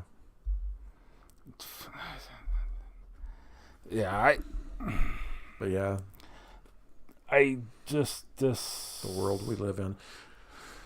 And, you know, speaking of Tim, I was talking about Brandon Straka, who I've subscribed to. He, hopefully that's not too loud. yeah, the January 6th stuff that he went through, man, I had no idea the stuff that they put him through. And Does surprise me, the, you know, the I mean, thing that he had, you know, he basically had to take a plea deal right? because there was no way to prove that he wasn't the one screaming, "Take his shield, take his shield." Mm-hmm. What a horrible. I mean, never broke anything. He never even entered Well, the building. How does Clinton's lawyer get off the whole Yeah, no shit. scot-free? I mean, I don't know what's going to happen with this next election, but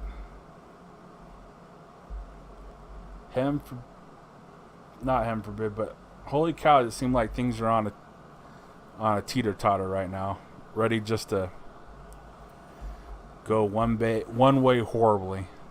Yeah.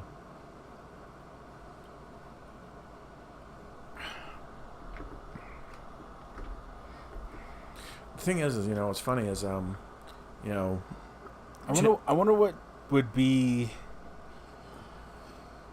the visa requirement to get into Texas after it has succeeded from the union. just have to go up there Because with. I bet you're gonna have that border tight down. Yeah. Tight. Yeah. Well, you know, it's funny, you know, and I don't think he's wrong. I think he's actually, you know, citing statistics, you know. But, you know, Tim Pool always talks about that more and more people are coming out as conservative. You know, more people are voting, you know, differently than they ever have. You know, that's what, you know, one of the things with Brandon and, you know, all the people that were on the show. But one of the things that, you know, he says these things, and part of my brain's like, God, I hope he's right. God, I hope he's right. Because one thing that you can say about the conservative side is they seem to have a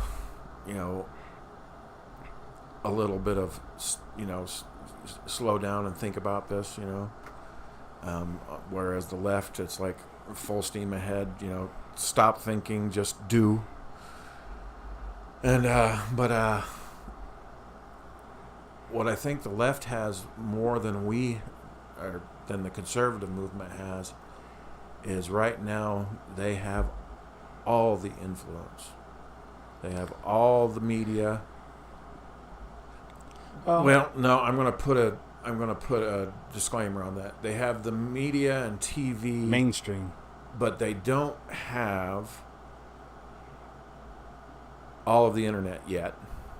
They have quite a bit of it, TikTok and all that kind of stuff is definitely left leaning. But the one thing that is good is that most stories still in Hollywood are written by, good writers, seem to lean more conservative. I mean, what good ones? Well, that's the problem. Well, that's what I was going to ask you. I was going to say Star I was going to Wars. ask you if you, well, you start, if you want me to start naming off things. Did you watch Kenobi? The first 2 episodes of Kenobi?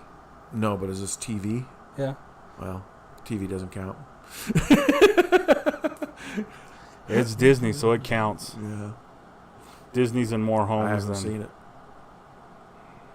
Why? Is it a socialist world? Is it a socialist utopia? Well, that's what the Empire, definitely trying to bring. Although, Right, but then you have a group of freedom fighters. In The Last Jedi, they dispelled that with Canto, right? Oh, look at the rich at the casino and betting on horses and the little slave boys and all that stuff. But no, it was just I went in and out. Oh, this is kind of good. Oh, that sucks. Oh, this is kind of good. Oh, that sucks.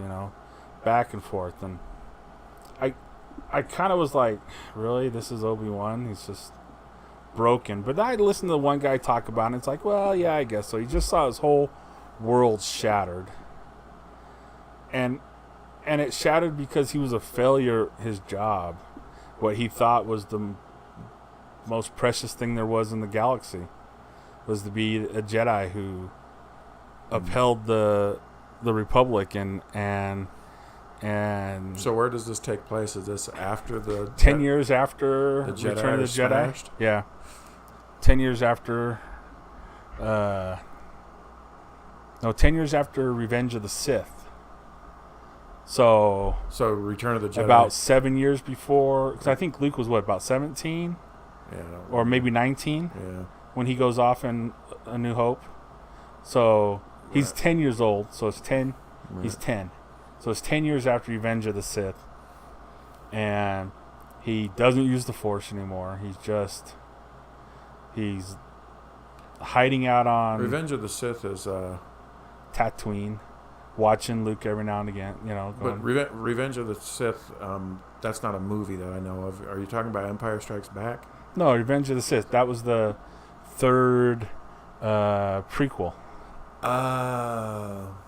With Anakin, you were my friend. Right. We were brothers. I hate you. He's burning up on the lava pit. So this is before A New Hope. Yeah. Yeah, so Luke is like 10 years old. Leia's 10. And Obi-Wan is Lost in the desert. Except he works at when some big land creature dies, like there's these giant land like stingray type of thing, and they're carving it up, and so he's carving it in little blocks to be sold. So he works as a butcher every day, and then he'll go off, and every few days he goes and watches Luke and makes sure he's okay and stuff like that. And I was like, really? He just kind of doesn't train, doesn't do anything. He's completely shut himself off from the force and all stuff. But, you know, the way there's a guy out there, just some guy. He does videos. It's great. Mm-hmm. His are really good. He always ends it, what do I know? I'm just some guy. That's how he ends his videos after his long rant. Mm-hmm. But, yeah, he's talking about the fact that, you know, everything gets destroyed.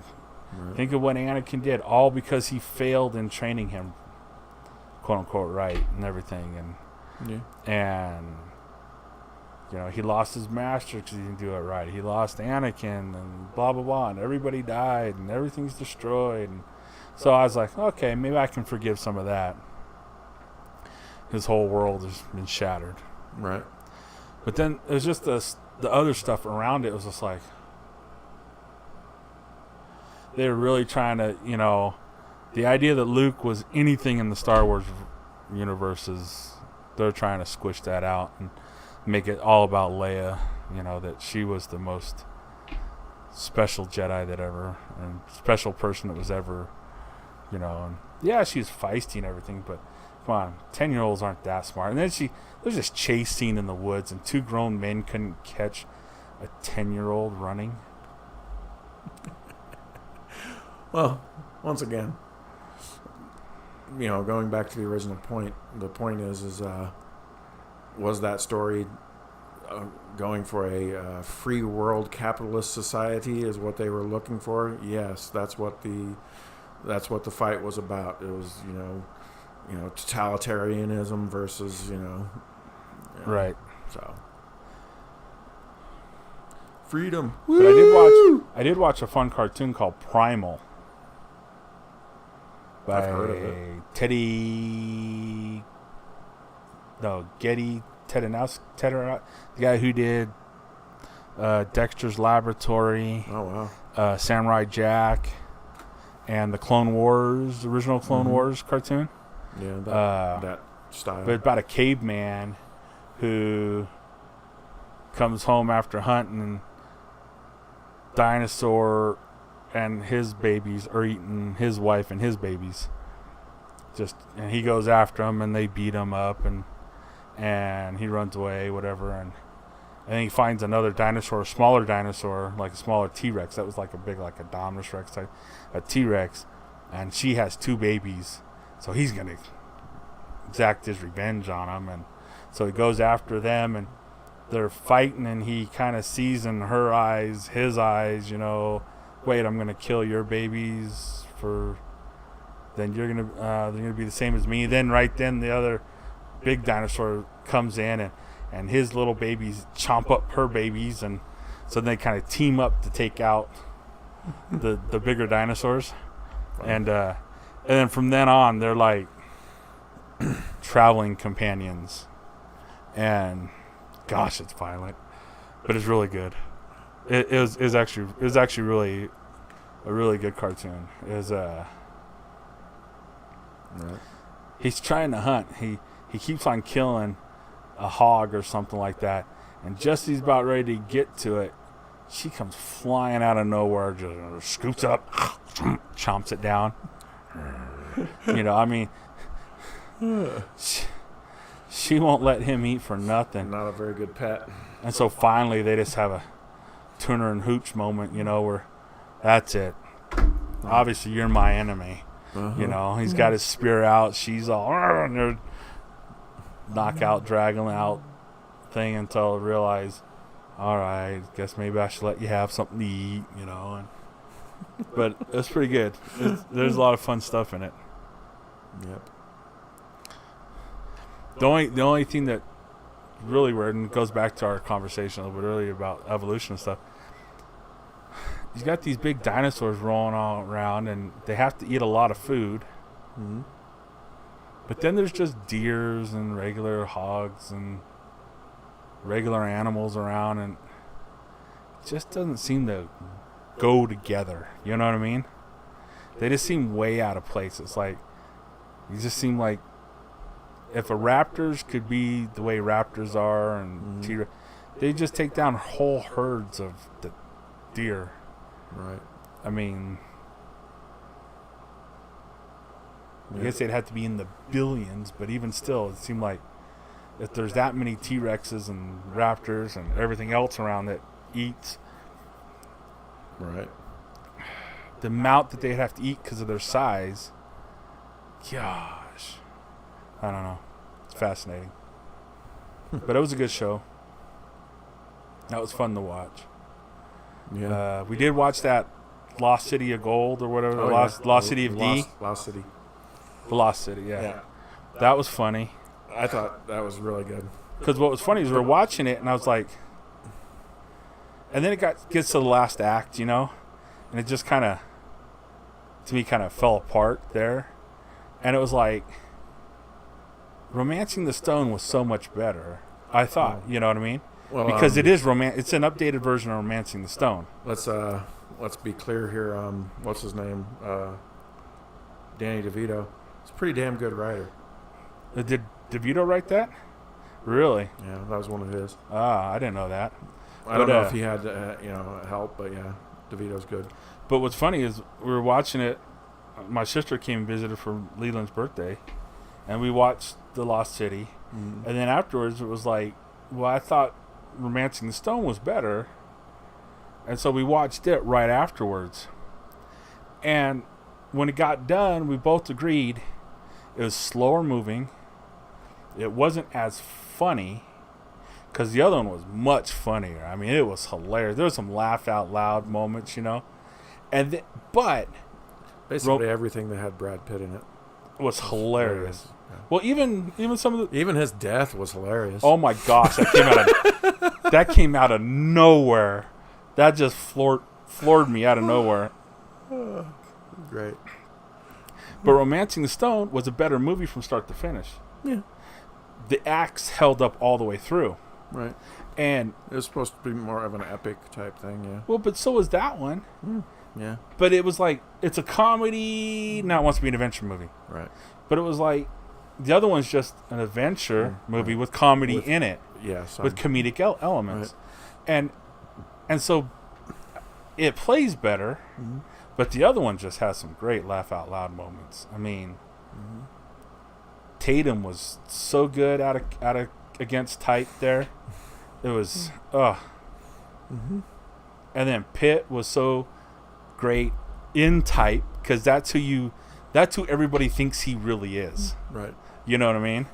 The whole running with her in the wheelbarrow. I knew she was in the but I didn't realize that she was still tied to the chair in the wheel, and to watch her face, because you could see in her face, like she's going, when this goes sideways, where am I going to land? Right. How am I going to do this so I don't get ran over by the wheelchair? And you could see her kind of like scanning every little, like trying to figure out what she's going to do when this goes sideways.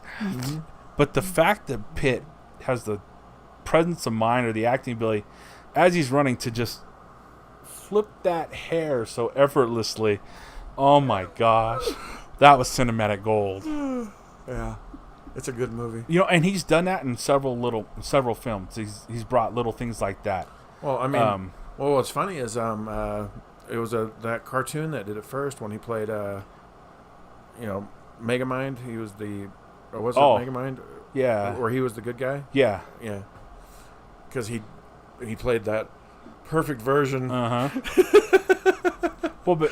but like he doesn't even talk in Ocean's 11 when Danny Ocean's like counting off. Okay, we got this guy, that, and he goes, we've got 10. Do we need 11? Do we need one more? What do you think? Do you think we need one more, or is 10 good? And he's just sitting there drinking or doing something, Brad Pitt, and he's like, we got it. No, you're right. We do need 10. We need 11. We need one more. We'll get one more. He didn't even say anything. It was just he does it in 12 Monkeys with the flipping thing, where that's still my favorite role of his. He does the flipping when he's like, and he's like, so you're asking, why is it out there? Because they take your mind and they map it and they put it in the matrix and they run all these things, and it's like, so they know what I'm going to do before I even do it. great. If you haven't seen the assassination of Jesse James by the coward Bill something Ford, Robert Ford, I think Bob. Ford. Go see it. His role in that is just his acting was great. Well, what's funny is the very first thing I ever saw him in was just this little bitty part in True Romance. Do you remember the part that he played in True Romance? I don't think I've seen True Romance. Oh, God. That's just sad. That was Tarantino's first screenplay. Yeah. Anyway, but... Because as you've been talking about it I've been trying to think. I don't think I've actually seen that one. Yeah. Same thing as I've actually never seen Natural Born Killers. Damn. That was his second screenplay. Anyway, but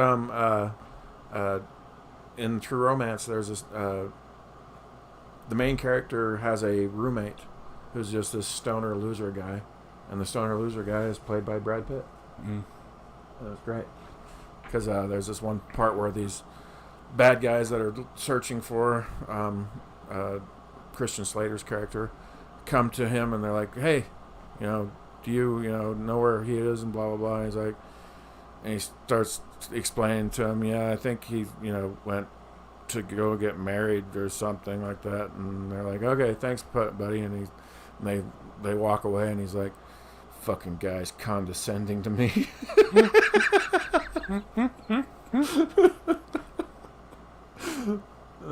It's like, wow, okay. He's had some really understated roles too. I think killing them softly, or killing me softly. Killing them softly. Killing them softly. You were right the first time. That was a great movie. I even liked him in Deadpool 2 when he just does this. That was hilarious. It's like, hey, would you like to be in the movie and die? Just like in your only part. Well, when some of these guys are willing to do some of the roles like that, like Tom Cruise in Tropical Thunder. Yes. Gosh. Well, that was just hilarious. I mean, this is just like that was jaw on the floor laughing. Well, that was all Ben. I mean, it was Tom Cruise that came up with the character and all the stuff, but it was because Ben Stiller had sent him the script not to say, "Hey, do you want a part of this?" Mm-hmm. He sent it to him, just to say, "What do you think? Is this funny? Is this funny? Is this funny?" And Tom Cruise said, "Okay, I want in." It's like, and Ben Stiller's like, "What?" And he says, "Yeah, I have a character idea, and I want to play a bald guy with fat hands." I want in, but I want to be the producer. Yeah. It's like, okay. I mean, what is Ben Stiller going to say no? Yeah. What are you going to? No. You're going to get a cameo like that, and then it just comes out of nowhere, and you're just like, holy crap! It was hilarious. Right. So yeah, it was definitely the best acting that Tom Cruise has ever done. Right. Because I've said it before, I'll say it again. Most of the time, he just plays himself. Well, you get to the point where that's what people come to see on some of these people. Some people, it's like him again. It's just fascinating because some people, you're like, I'll go see anything that person's in, and I don't care about it. And other people, like, their movies are so hit and miss. To me, that's like Will Ferrell. Yeah. He has some standout movies that I just, Old School's character, Talladega Nights. Oh my gosh. Ricky Bobby.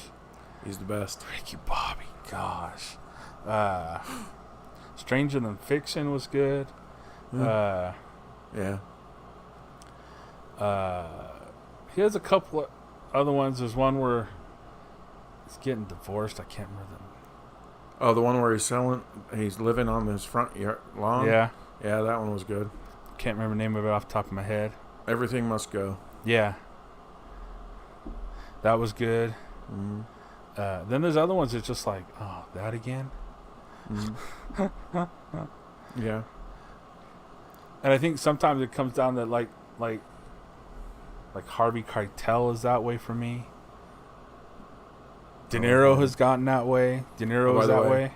By the way, you need to see True Romance because guess who's in it? Harvey Keitel.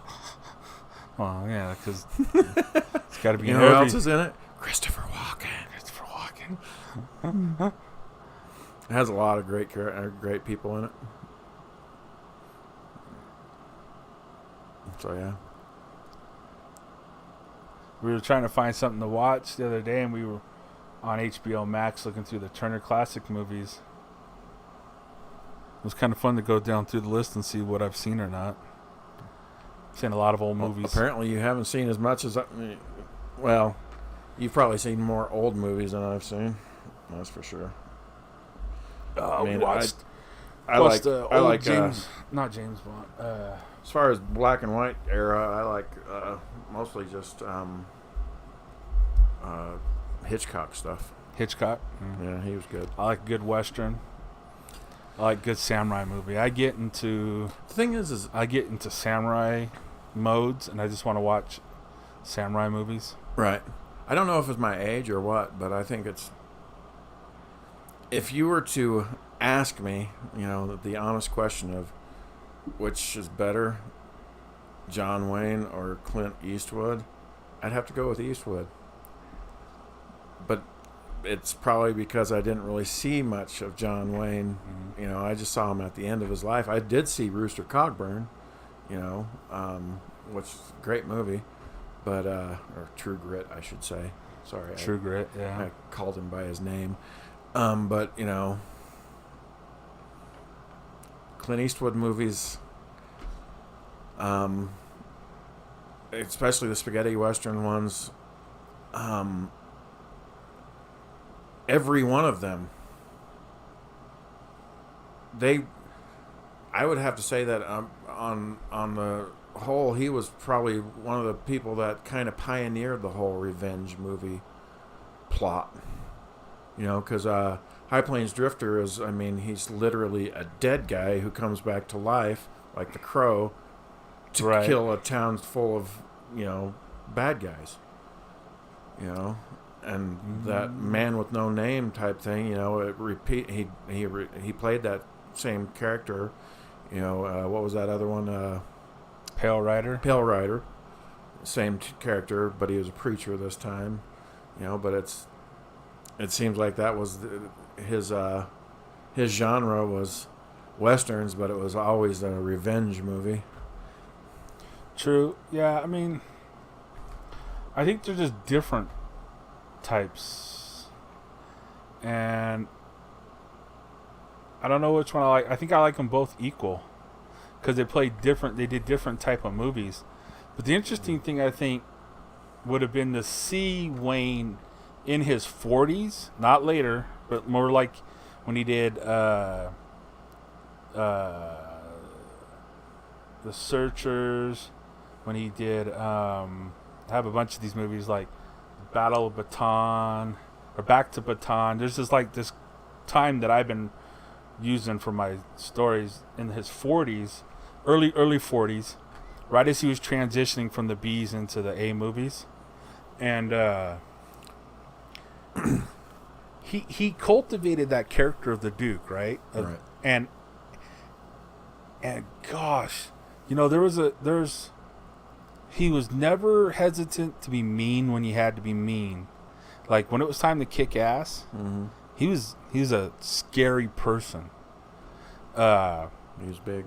Well, he was big and imposing, but he literally was like, no, it's fighting time now. Like there's a movie Hondo. Hondo is it's one of my favorite movies, mm-hmm. and yeah, there's a cold switch that he flips, where it had been interesting to see him play a role like Pale Rider, because I think he could have done that better than a lot of people think he could have.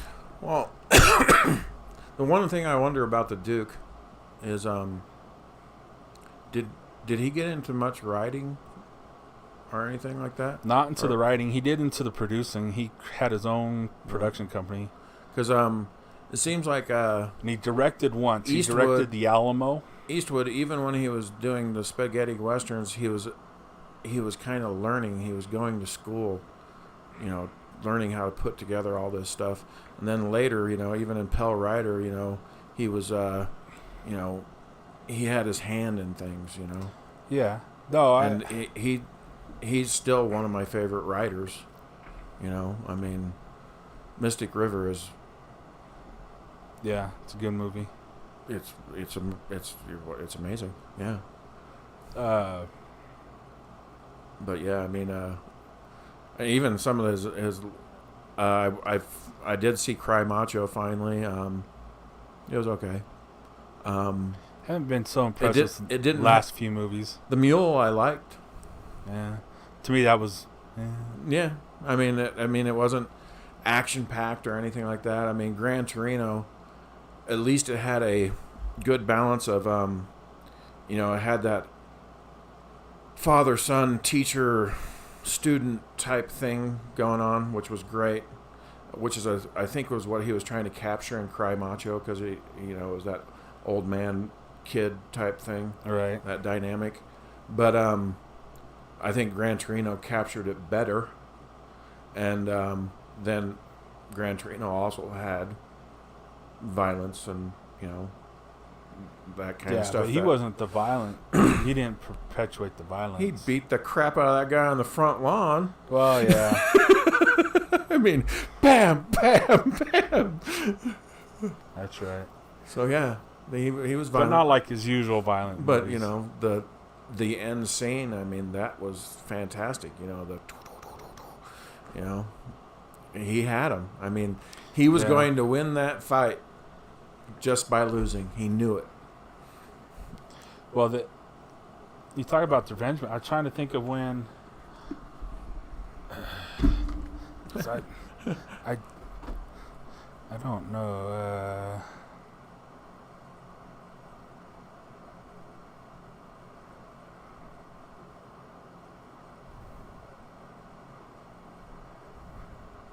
$1958.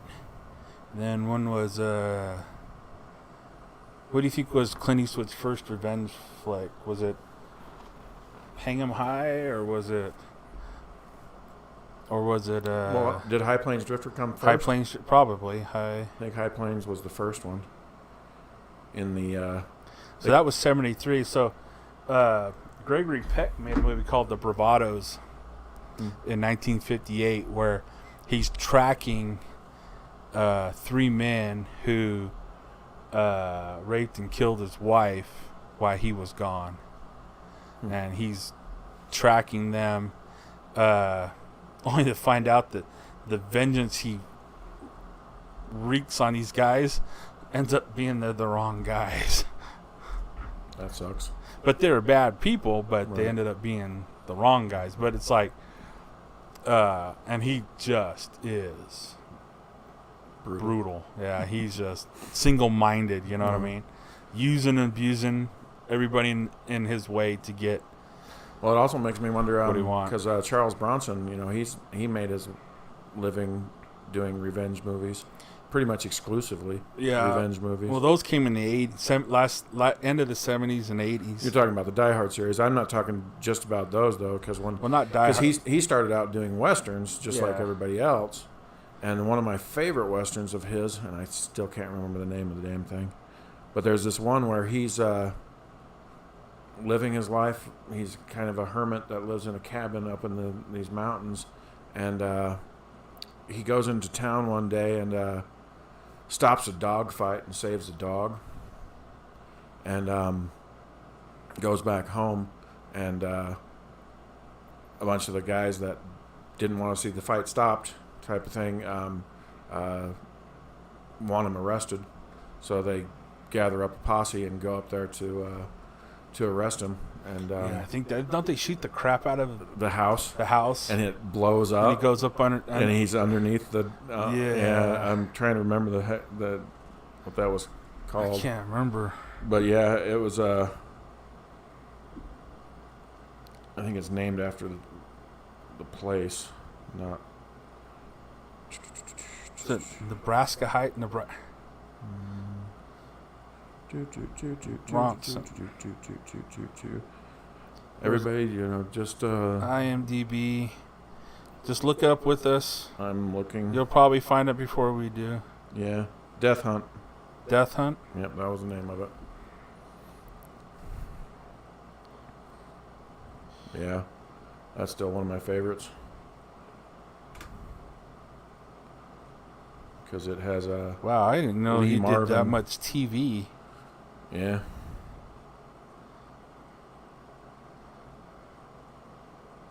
I mean, yeah. You know who else did great westerns I love is James Garner. Mm-hmm. There's what? Duel at Diablo. Well, I liked him in With the him and Jim Brown. Right. I liked him in that movie Maverick with Oh, him and, yeah. Well, Mel Gibson. How to Support Your Local Sheriff. Right. How to Support Your Local Gunfighter. Classics. Yeah. Bronson did a lot of movies, though, that were so... he was definitely the edgy guy back then. Mm-hmm. The Dirty Dozen was a great movie. But it's funny because if you remember, Once Upon a Time in the West. If you haven't seen that one with him and Henry Fonda and did you see the remake of Death Wish with with Bruce Willis? Bruce Willis? Yeah. Because one of the things that I liked in the original Death Wish, and most people don't remember this, is Bronson's character is not a gun guy. He's just a realtor. Mm-hmm. He sells houses for a living, and but it's his family gets raped and murdered, and Jeff Goldblum, that horrible man. That was his first role. He was one of the bad guys. Right. All 110 pounds, sopping wet, 6'5", whatever. He's so scrawny in that movie. But yeah, I mean, and I think that Bruce Willis did a pretty good job of showing that he didn't know what he was doing as far as, because there's that one scene where the block takes a bite out of his hand. Oh, yeah. But, I think in the original Death Wish, they should have done a little bit more of that type of thing with Bronson to show that he wasn't like this stone cold killer. He was a normal guy. He was going to make mistakes, but he definitely wanted revenge. But then the second one, I don't know if people cared the second about one, that. the third one, and the fourth one. Yeah, they were. He was dialed in by then. He's out there with that 44 Wiley magazine, 44 Magnum. Yep. Well, yeah. Listen to these two titles of these movies: Rider on the Rain, You Can't Win 'Em All. Those are some great titles. I want to go see those now. What is it? They're Bronson movies. Yeah, two Bronson movies. Rider on the Rain, and You Can't Win 'Em All. I like those are cool. Well, it's funny. Those are cool. I have Amazon Prime, and I'll go in and I'll just type in an actor's name. And the last time I went on there and typed in Charles Bronson, there was only like 6 or 7 movies to choose from. So Really? yeah. He's never been my favorite, one of my favorite actors, but I do like some of the stuff. I thought he had a more prominent role in Magnificent Seven, but his was kind of a side role. I thought he was bigger at the time. Another one of those. I hadn't seen that in so long. I watched it a few months ago, and yeah, and it was like, oh, I'd forgotten half that, more than half that movie. Well, they remade it with, what's his name? But Bug's Life. I don't know I don't think the remake's bad. Oh, with no, it's not. With Denzel Washington and crew. Because I think theirs was trying to be more honoring the Seven Samurai, but Well, also, and, because when you get these ensemble casts, sometimes I think there's this unwritten contest between these actors to who can come up with the best character. And I think who's going to steal the show? They honestly compete to see whose character is the best because, I do like all the characters in that movie. I liked, what's his name? D'Onofrio or Chris Pratt? D'Onofrio. Well, Pratt's character was kind of bland, honestly. But D'Onofrio had a great character. Kevin Costner did that character way better in Silverado. Right. And what's the guy that threw knives? Great character. And then his God, I can't remember his name. The one that was afraid to shoot. He was a great marksman, but he was can't remember that actor's name. I can't remember everybody that was in it. I just remember But he was D'Onofrio. great character. But what's his name? Denzel Washington in that movie. He pretty much plays the same role as he always does. So it's like okay, But you take another ensemble like in Tombstone, and Ethan Hawke. Ethan Hawke, good actor. And Lee Byung-hun. Yeah. Manuel Garcia Ruffalo. But he Martin Sensmiller. But Val Kilmer in Tombstone. Peter Skarsgård, is he the one who couldn't shoot, or No, Ethan Hawke. or is he the bad guy? Ethan Hawke was the one that was afraid to shoot people. Matt Boomer. I don't remember some of the people being in it, but yeah.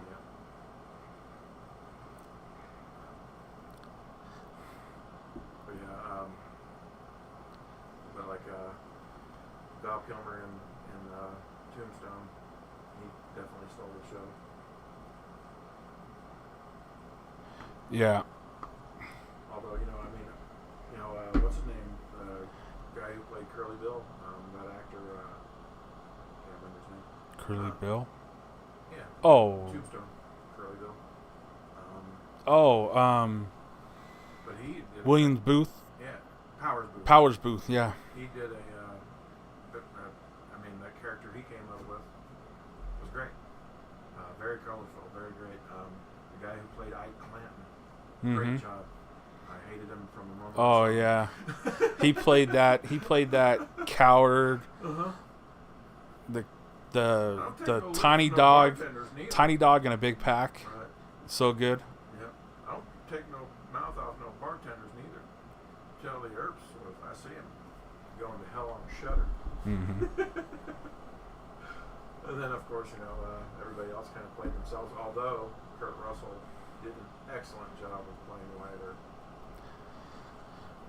Leiter. And the writing was so good in that. I mean, there's just some lines, some oak I am, I mean, what? I'm an oak, all right. You are an oak. I'm here, Huckleberry. Come on, Johnny Ringo. Come on, Johnny Ringo. Yeah, you look. Come on. No, the best line is, Vino Veritas. Miss Kate, you are a good woman. You have been a good woman to me. But you might also be the Antichrist.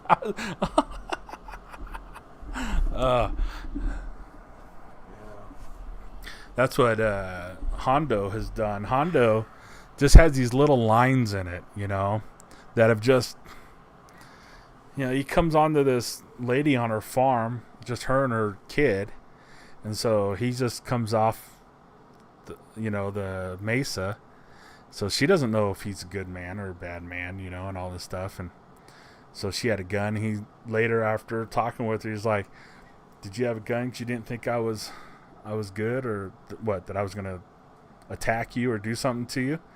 And she just was looking at him, and he goes, women, I always think when a man comes along they want him, and he just walks off, and she just has this look on her face like, turns and storms off, There's that line, and then there's the line with the dog.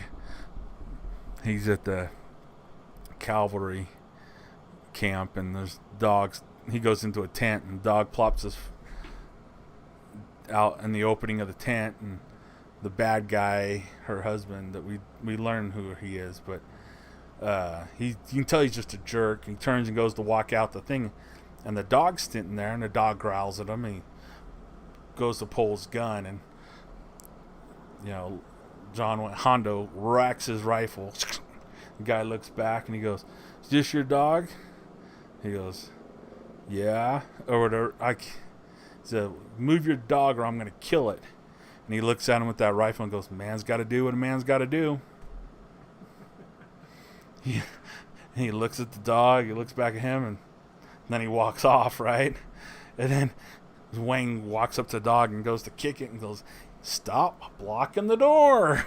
Runs the dog off, but it's just like, he was willing to kill the guy 2 minutes earlier, but, instead of saying move out of his way, but the principle of the thing, right? Stuff like that, we don't have movies like that anymore. Sure you. I guess. The entire series of John Wick. I guess John Wick, yeah. And I love in the second one when she's like, he looks at her, after they've gone through this giant gunfight, and she looks at him and goes, "You shot my dog." And he's like, "I understand." Like, good joke. At least your dog was wearing bulletproof vest. Mm-hmm. We just fought through 100 guys because those dogs were amazing, though. That whole choreographed fight scene was just that third movie. Well, the third one. Third one is the second one's the dog one. The second one's the dogs? No, the second one's the second one's where he goes after somebody's calling in the marker. Third one is the dog. The third one's the dogs with Halle Berry. But it also has the third one also has Mark Dacascos. Yeah. Which was. That was a pretty good fight, huh, John? Well, to have him be. Samurai. Hey, John, that was a great fight, huh? It was just like. I loved it. Switching out of the mentalities was just freaking like.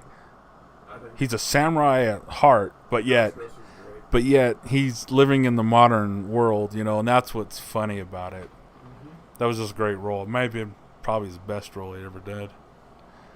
Actually, if you ever want to go down a rabbit hole with Mark Dacascos, because he's a great guy. Met his dad, met him. But anyway, there's a movie called Drive, I believe is what it's called. Drive? It has him and, do you remember Kadeem Hardison from the old Cosby Show? The one that was on the, remember how the daughter split off and went to college? Mm-hmm. There was this goofy guy that had glasses that flipped up. Mm-hmm. Well, that's Kadeem Hardison, isn't it? Ah. And it's those two in a movie together, and Dacascos' character is a enhanced human. It's called Drive. Wasn't his name Dwayne? Yes. On the Cosby Show spin-off. What was it called? Different World? Different World? Yeah. But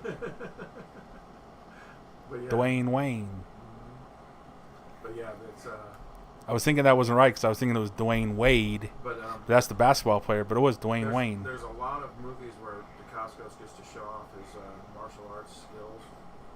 But I think Drive is the one where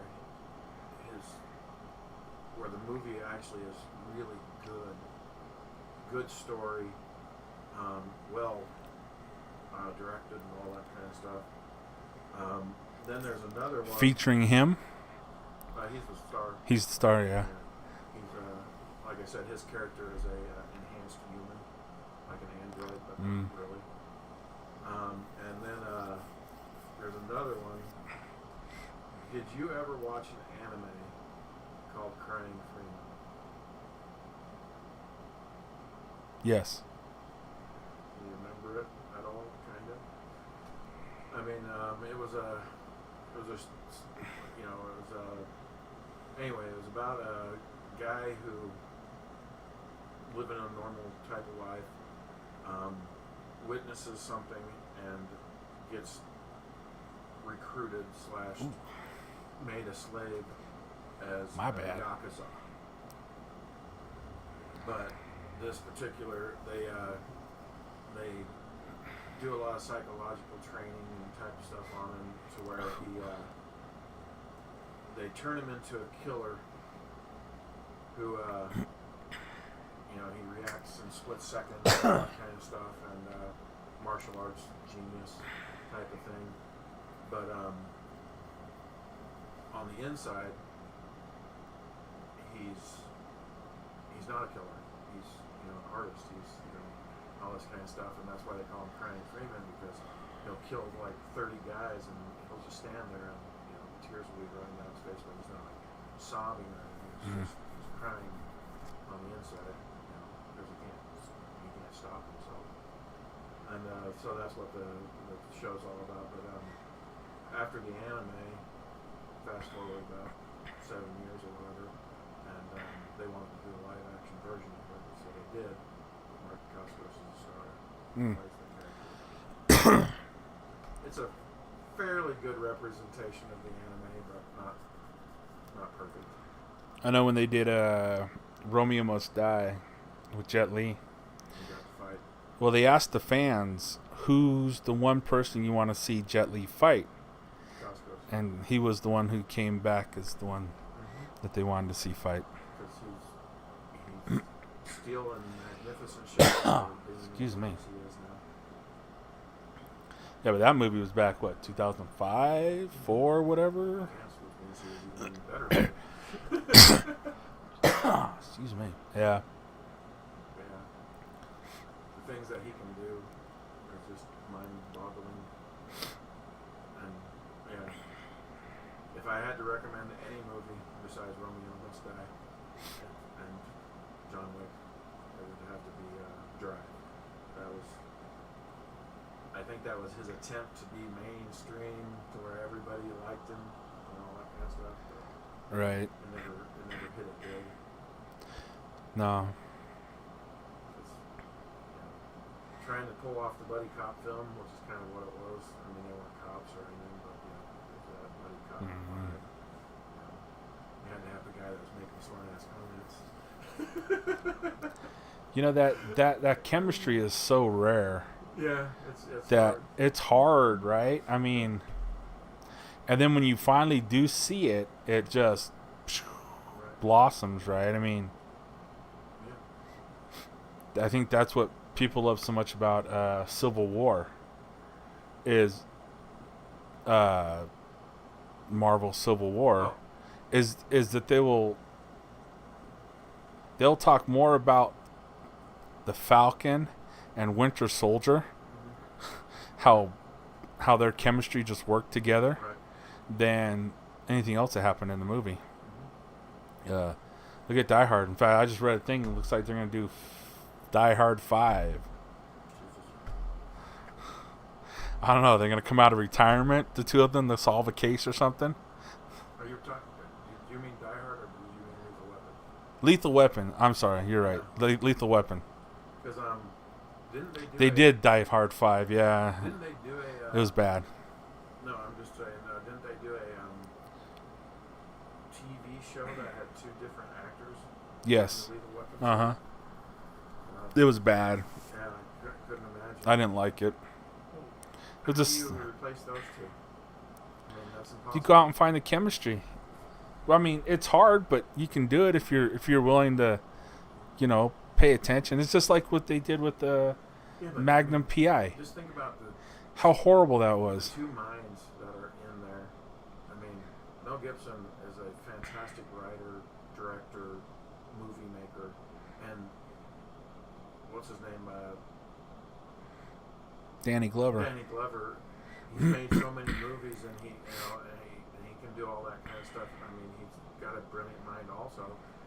And I just Well, I mean, whoever thought of putting those two together was just, I mean, Richard Donner. it's just like, Well, it'd be actually, I don't know the story of how they decided to pick the two. You know, did they start with one of them, then looked around to find the other, or what? It'd be interesting to find out because, I mean, the chemistry's magic.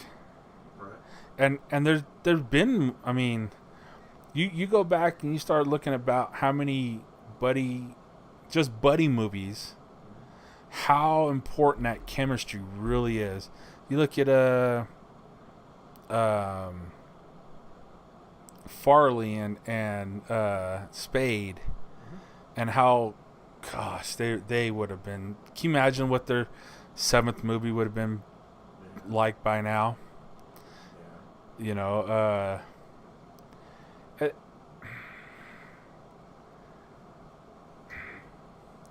Yeah. Bob Hope and Bing Crosby. What an unlikely pairing. You know, Right. Dean Martin and Jerry Lewis. What? Who would have ever thought that would work? But the genius in it is you don't realize how funny Martin is. He's just a funny person. And so when he could play the straight guy, it works because he's still funny. And then when he who I thought was great together that they never like re-teamed up or anything. I thought Dirty Rotten Scoundrels. Oh yeah. Martin And Kane. God, they were so good together. Perfect. That whole movie. Gosh, there's just some genius moments in it. That moment where he plays the man child. Mm-hmm. Excuse me. May I go to the bathroom? And then she's like, how come he has a cork on his fork? Clunk, right in the eye. I mean, just on cue. Clunk. I mean, oh gosh, that movie. Did you watch the girls' version of that with Not as good, but I mean, it was a decent movie. It was all right. It was. I mean, Once again, I think that's pairing, right? I don't think those two paired right. right. Or Although what would have made that funny is to reverse the roles, probably. maybe, but I just love the fact when that shotgun blam, and she's like, laugh. That little fake laugh was great. Anne Hathaway did a great job. Oh. Yeah, that's a great movie. Yeah. Sometimes it's pairings that's important. Because they try them, you know, Gregory Hines and Billy Crystal tried it. I actually like that. It was pretty good, but, you know, Running Scared. Cop Out was all right. The funny thing is, I know way too much about The backstory of it, yeah. My lights off. Uh-oh. Did your cord come out? I get that. Boink. There it goes. I wonder how long that's been out. God, I don't know. But yeah.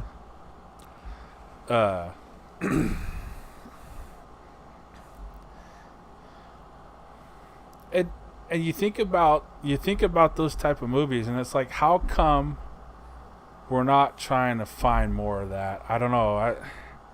I guess egos in Hollywood are the way they are. That people just want to be the stars, don't want to be co-stars. Because that was one of the things that I worried about when they made the Eternals. Because Marvel really struck gold when they did the Avengers thing, because almost all of those actors, excluding RDJ, were just at the beginning of their career. They really hadn't done anything, and there wasn't egos fighting each other, and so they all worked well together, and they all became really good friends. And what I worried about is when they showed all the previews for the Eternals, is they kept showing all these big, huge actors. I'm like, well, that's going to suck. Because, it's like, okay, You know, because every one of those characters is going to want the show about them, and you know, fuck everybody else. You know. Yeah. Because I mean, that was the great thing about Avengers.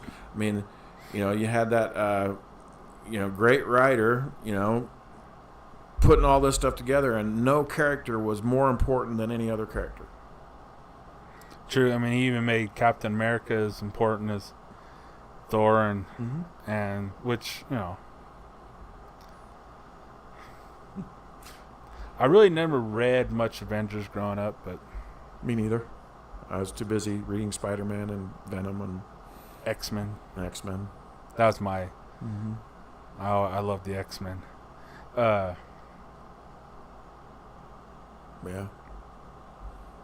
Because there's some people out there who are just, they're so good. Well, the Hitman's Bodyguard did pretty good. That was a good pairing. Those two worked pretty good together. Those three.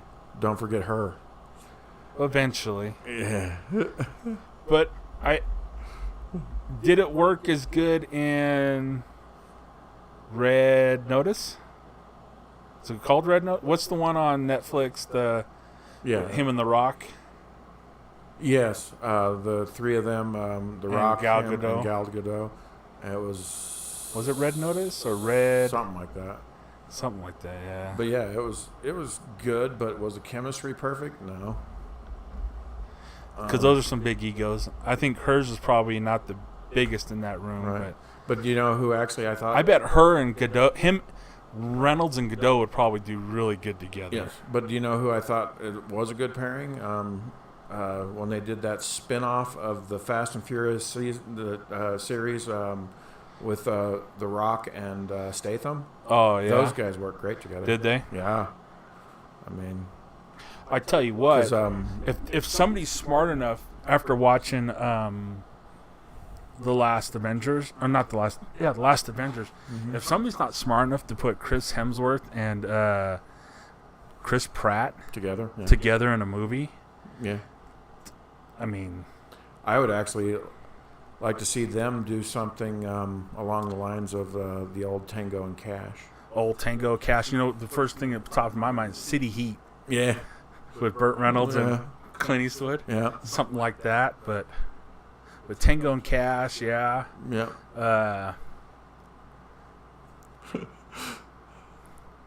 That Tango and Cash is...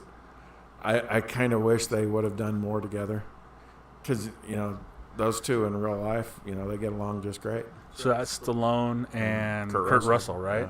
Yeah. So that's Rambo and Snake. Blixen. Right. Yep. What a pairing, right? Yep. Although I like to call him the Hangman now. Because that was a good movie. Although it's probably not technically Rambo. It's probably more Rocky. No. Is it? Because, I mean, Rambo was the last one he made. Because he made that Rambo Last Blood. Yeah. Good movie, by the way. Lots of violence. I like the fourth Rambo movie. The one with the... 50 BMG, yeah. Yeah, when he decimates that entire... Everybody's body parts are flying off. Yeah, that's my favorite Rambo also. Yeah, I'm just trying to... Cause I mean, you know that's Snake Blix, you know. But which of his iconic roles is he Rambo? Well, no. Or is he Hawk from Nighthawk? I wouldn't... Do you remember that movie? I wouldn't say that my favorite Kurt Russell movie is not Snake Plissken. Yeah. My favorite is when he played in Big Trouble in Little China, when he played... Oh, yeah. What was his name? Burton? Something like that. Something Burton. Jack Burton. That's right. Jack Burton. And he's like, you know, when he's driving along in his semi, and he's like, what do you do when this 700-pound, you know, behemoth grabs you and slams you up against the wall and says, have you paid your dues? And you just look him right in the eye and you say, checks in the mail.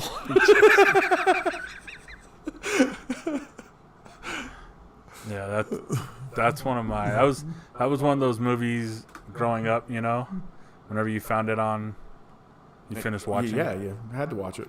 Yeah. That's a classic. Well, the thing is, I think it was just before its time because you know, it's an older movie, and I don't think America had accepted Asian influence yet. You know? I don't know. Well, I think there's. I used to watch all the kung fu classics on Saturdays, you know, and stuff like that.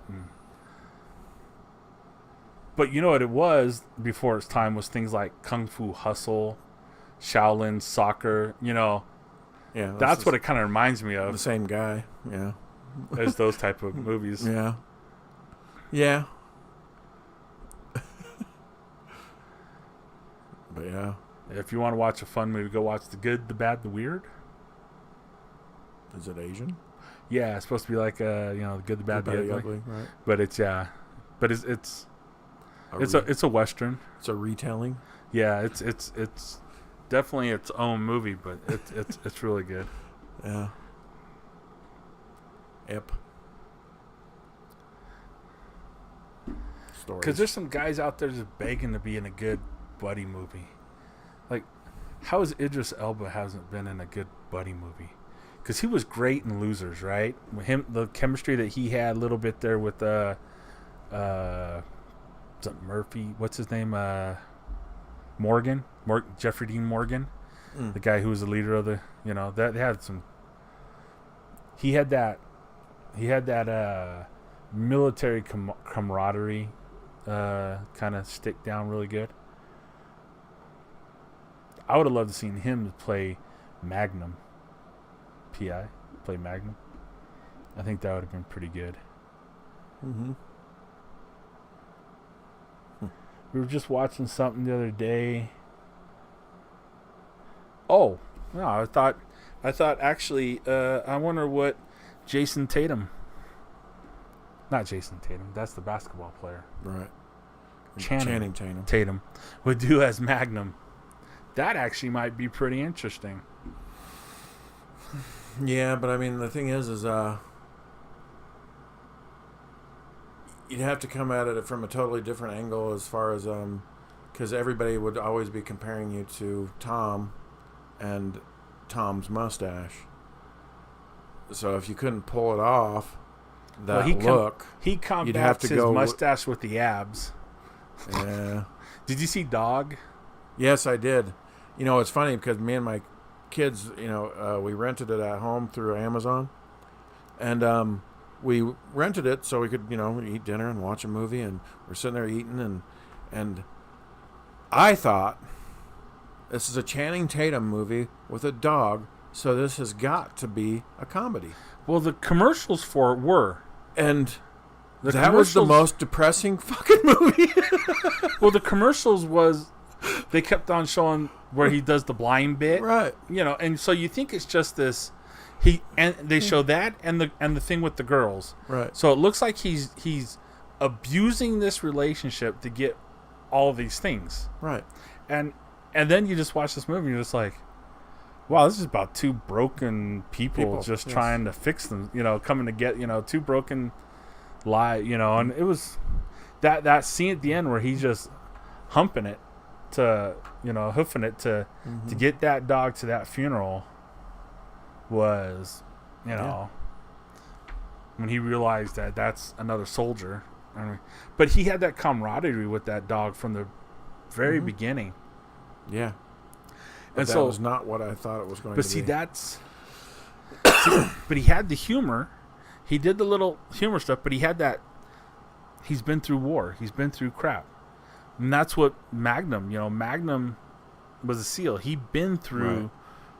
Yeah, that was supposed to crap. That was supposed to be in the TV show how Higgins and him were kind of bonded together because they he was SAS. They both had experienced that kind of fog of war type thing. The only difference was he did it from the greatest generation. He did it from the worst generation ever to be born, from the baby killers. Yes. Right? So when he wouldn't respect what the other one did, Mm-hmm. But then when they got down and understood that it's just the War. shit's the shit, war's war, Mm-hmm. then all of a sudden that's when they would always connect. Mm-hmm.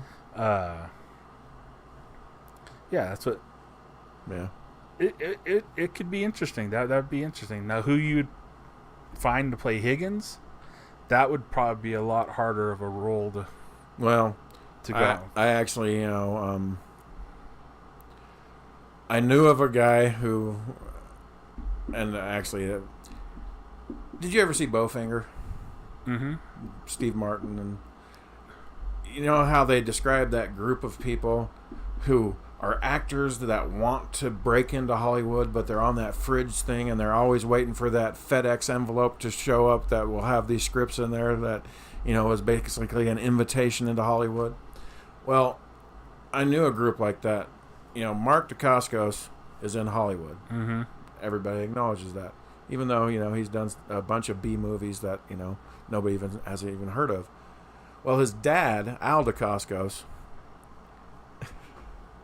I don't know if anybody knows this kind of stuff, but Al, when I went out to Portland to meet Al and talk to him about maybe opening up a dojo together, well, he has a girlfriend, or at the time he had a girlfriend. I don't know if he has one now, but he has a girlfriend who's constantly trying to get her scripts into Hollywood and all that kind of stuff. She's a writer / director type person, and they actually did a whole trailer about kind of a remake of Hawaii 5-0 / Magnum PI type thing, where they would film it in Hawaii. And so they did a bunch of filming and his character, Al Dacascos' character, would be kind of that Higgins type father figure character. But nothing ever came of it, obviously. But they shot a pilot for it and everything. That's cool. Because one of my buddies, one of the people that took me out to introduce me to Al, was he's always been wanting to get into acting, and he's done a lot of stunt work, but he never got into any big, huge roles or anything like that.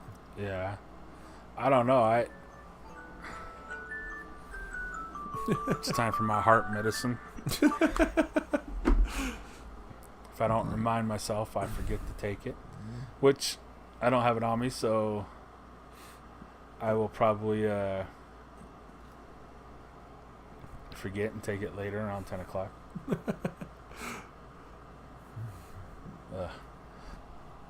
But yeah, so, that I think that would be the hardest part, is finding that person, right? The Higgins character. But Al Dacascos is. Do you remember when the first Blade came out? Well, Snipes, one of the things that he did to promote the movie, and besides doing the regular tour that everybody does, going on Johnny Carson or whatever, I guess Carson was dead by then. But anyway, besides doing that, he actually went around and he gathered up every grand master of every martial art that he could find, and he brought them together to do this huge martial arts demonstration competition thing. And you can actually, there's still videos and stuff you can find. I don't remember what it's called, but he, it's this. I think it was a week-long festival / competition / thing. And yeah, and Al Dacascos was one of the, grand master, type people that were invited to this thing. He invented one-hop kendo, which was a kung fu martial art, and which obviously he taught to his son. So yeah, the kung fu stuff that his son does is amazing, and I mean, Al Dacascos was amazing also. But yeah, it's interesting. Al Dacascos, was he in? He's never been in anything. He's never been in anything? Mm-hmm. Oh, because that guy's name is Al. Right. I think. I was thinking of the guy from the CIA agent from Enter the Dragon. But what's funny is To Enter the Dragon? you can kind of, I mean, I don't know if you've ever noticed, Mark is Asian looking, but he's not like pure Asian looking. And that's because Al was married to a blonde German woman, and they had Mark. So he's half German, half German, whatever you want to call it. But she was blonde, beautiful. So he more like Brandon Lee. Brandon's half also, like my kids, half Korean. But yeah, I mean, he actually when they lived in Germany, Al was he taught police forces over there, different stuff, and he had his schools, of course, there. He's been teaching martial arts forever. But it's funny, when I met him in the school that I went to, he has a school in Portland, and he had this huge library, just shelves after all these different shelves that were just filled with books, all these different books on martial arts that were written by hundreds and thousands of different people. But he had the old stuff written by not there was fighting books that were written by old Viking people, and he had books from every race, every style, because he also was big into Eskrima. Do you know what that is? It's a Filipino martial arts, which is stick fighting, and there's Bruce Lee was also big into that, because his friend Dan Inosanto teaches Eskrima, and they both when Bruce invented Jeet Kune Do, they did a bunch of books and stuff together. So yeah. But that's kind of what's cool about the martial arts community is. One day it'd be nice to have more books. What's sad about those books though is there's so many people who are into things now, that they're so collectible. Mm-hmm. Those books have gotten so out of reach. Mm-hmm. Yep. I mean, a lot of the books that I'd want to go try to find are anywhere between $200 to $700, even thousands of dollars. Yeah. Yep. There's some sketchbooks that I want to get that are just ridiculous. Yeah. But yep, they'd be nice. I enjoy this type of books, finding them. But yep. Well, we've definitely gone around the world today. That's for sure. 2 hours and 48 minutes.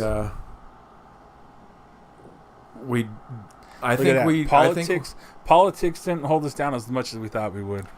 I think we stuck to stories pretty good.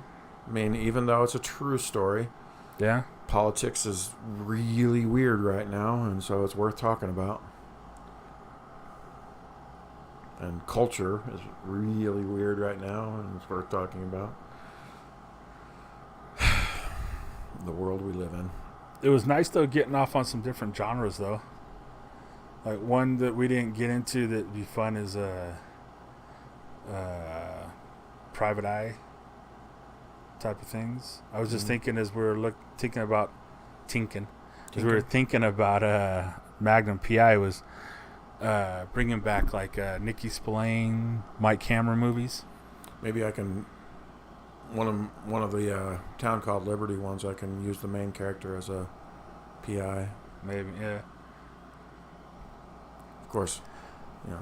I know we have our own stories that we always want to do, but I've said this before. There are characters that I think would be fun to play in that sandbox and write some screenplays for. Like a Mike Hammer movie, that I think that'd be fun. Mm-hmm. A Magnum PI type of movie. Yeah. Some of those genres. There's some spook books that I read that'd be fun to delve into. Some of those characters. Right. Some of Andy McNabb's his character Nick Stone would be fun to make a movie around.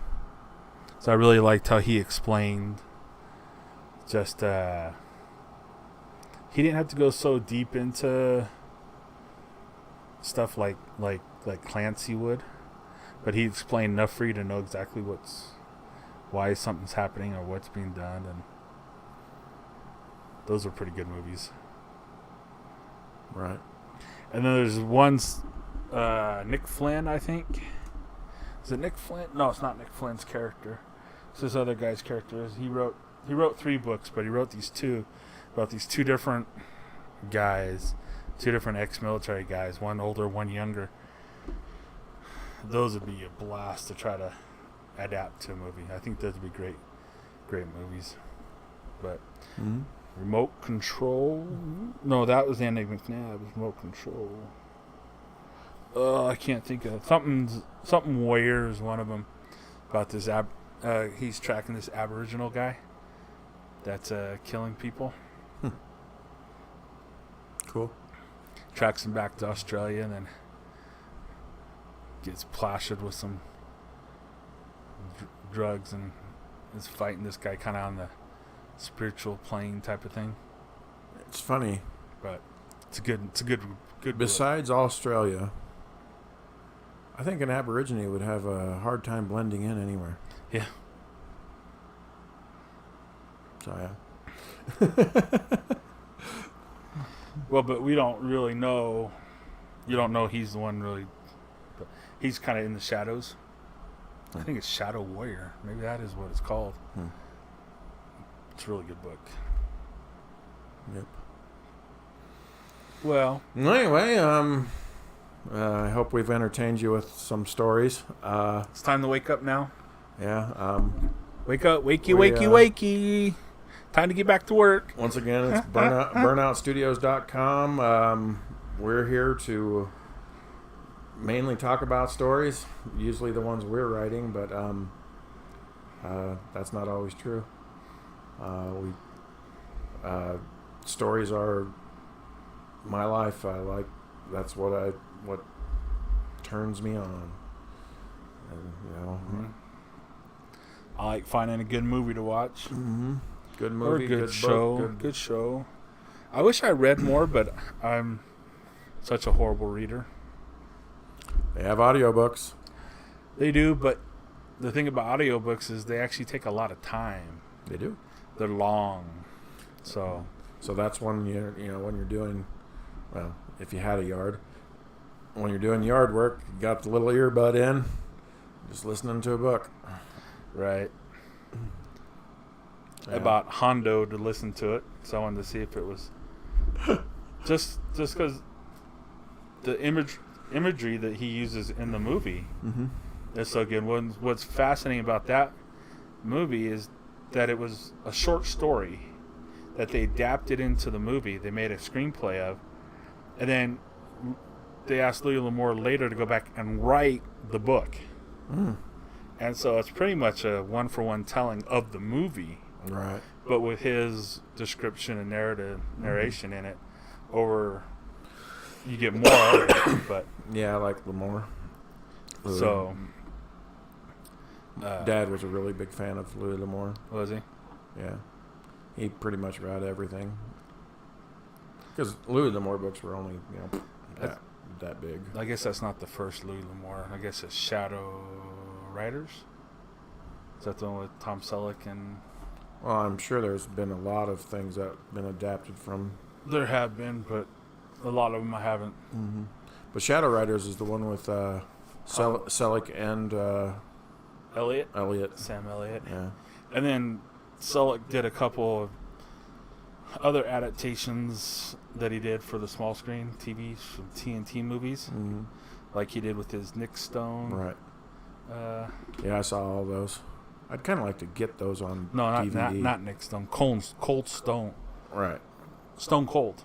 Yeah. Stone Cold. But Cold Stone. Stone the Cold. character's name was Stone. Yeah. Jesse Stone. Jesse Stone. Yeah. Yeah. I know. I wish he could have made more of those. That was a great. I would have rather had him make more of those than Blue Bloods, because. I never watched Blue Bloods. Oh my God! You're not missing anything. But no, That's how bad it is to me. It's like, really? It's like, to me, it's just wasting his talent on that show. you know, one of the things that kind of got me excited at one point was, the last great movie that he did was Quigley Down Under, in my opinion. And then there was that movie that came out with Ashton Kutcher called Killers. Mm-hmm.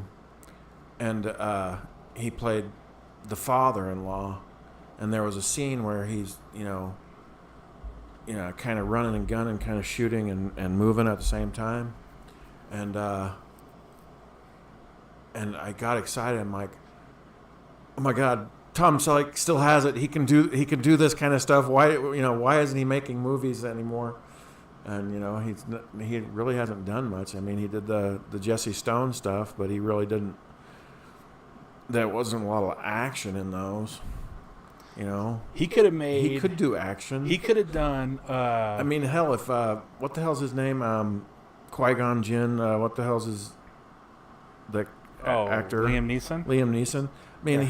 he's old and he still does action. Selleck always picked the wrong thing. Yeah. He all of it. Sharky's Machine. Nah, No, that's Burt Burt Reynolds. Reynolds. Yeah. But what's the? Fantastic. But I'm thinking of the one where he's the cop with the little spider robots with Gene Simmons. oh God, yeah, I remember that. It was called. God, what was that called? But yeah, and he did a little bit of action in that, but not. But see, like, he would have been good in Downrange. He would have been good in a lot of things. Right. It's amazing how some of these guys. I don't know if they just weren't picked for stuff. Did passing up? Well, I guess he didn't pass up Indiana Jones. He got contractual disputes with Magnum, which kept him from doing Indiana Jones. Although I don't think Indiana Jones would have been as good with him. Right.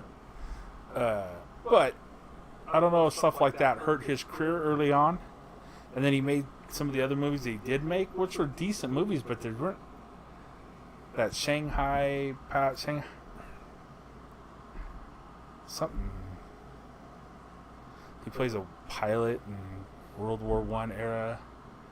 But still, I mean, That's all right. I mean, you have to ask the question. I mean, and might be the truth is that nobody's writing anything good, but you just kind of have to go. Was Quigley the last good script that he ever saw? I mean, because it was really well written, really well done. you think somebody who got to that position could at least gotten to somebody and been like, write this with me in mind, Right. and instead of shoehorning him into other stuff, it's like, Yeah. I feel like Burt Reynolds. That was Burt Reynolds. A lot of his career, he made the wrong type of movies. He could have been doing so much cooler stuff. I even feel like that with Clint Eastwood at times. Like he missed out on a whole genre of movies that he would have just been really good at. But at least he started writing his own stuff. I mean, I think that's what the smart people seem to do. Not that I'm calling Tom Selleck stupid, but I mean, Sylvester Stallone writes his own stuff. Clint Eastwood writes his own stuff. And if you're not writing your own stuff, you're not on screen enough. Got to be good at it, though. I mean, who would have thought Billy Bob Thornton was that good at it? He's fantastic at it. But I mean, hell, Matt Damon and Ben. yeah, but they did one. Yeah, but still, that got him on screen. That got him on screen. Yeah. I agree. But it's not easy. Yeah. Hell, Quentin Tarantino, he got on screen in every one of his movies. But he's definitely a writer. Yes. Although I still think his part in Pulp Fiction was great. Stop it, Jules. I know my coffee. When Bonnie goes to the store, she buys shit. I buy the gourmet expensive stuff because I like to taste it. Whenever it comes to acting, the only one that always reminds me I think of is Desperado. He's in Desperado. Yeah. Telling about the pissing joke, but Right.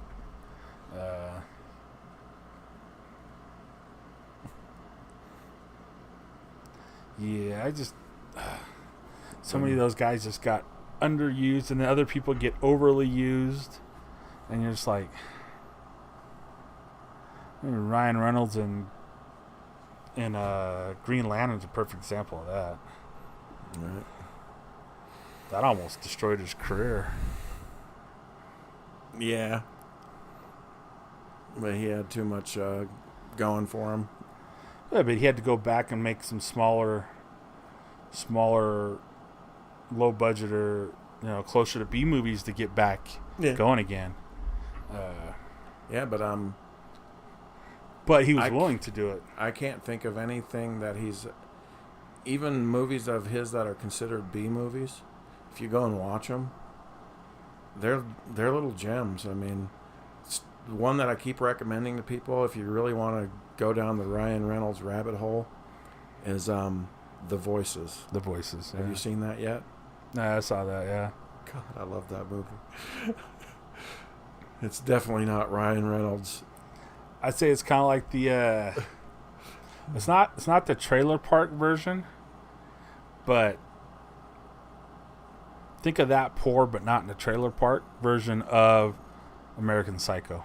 Yeah, it was. You know what I mean? Because that's kind of what it reminds me of. It was bad.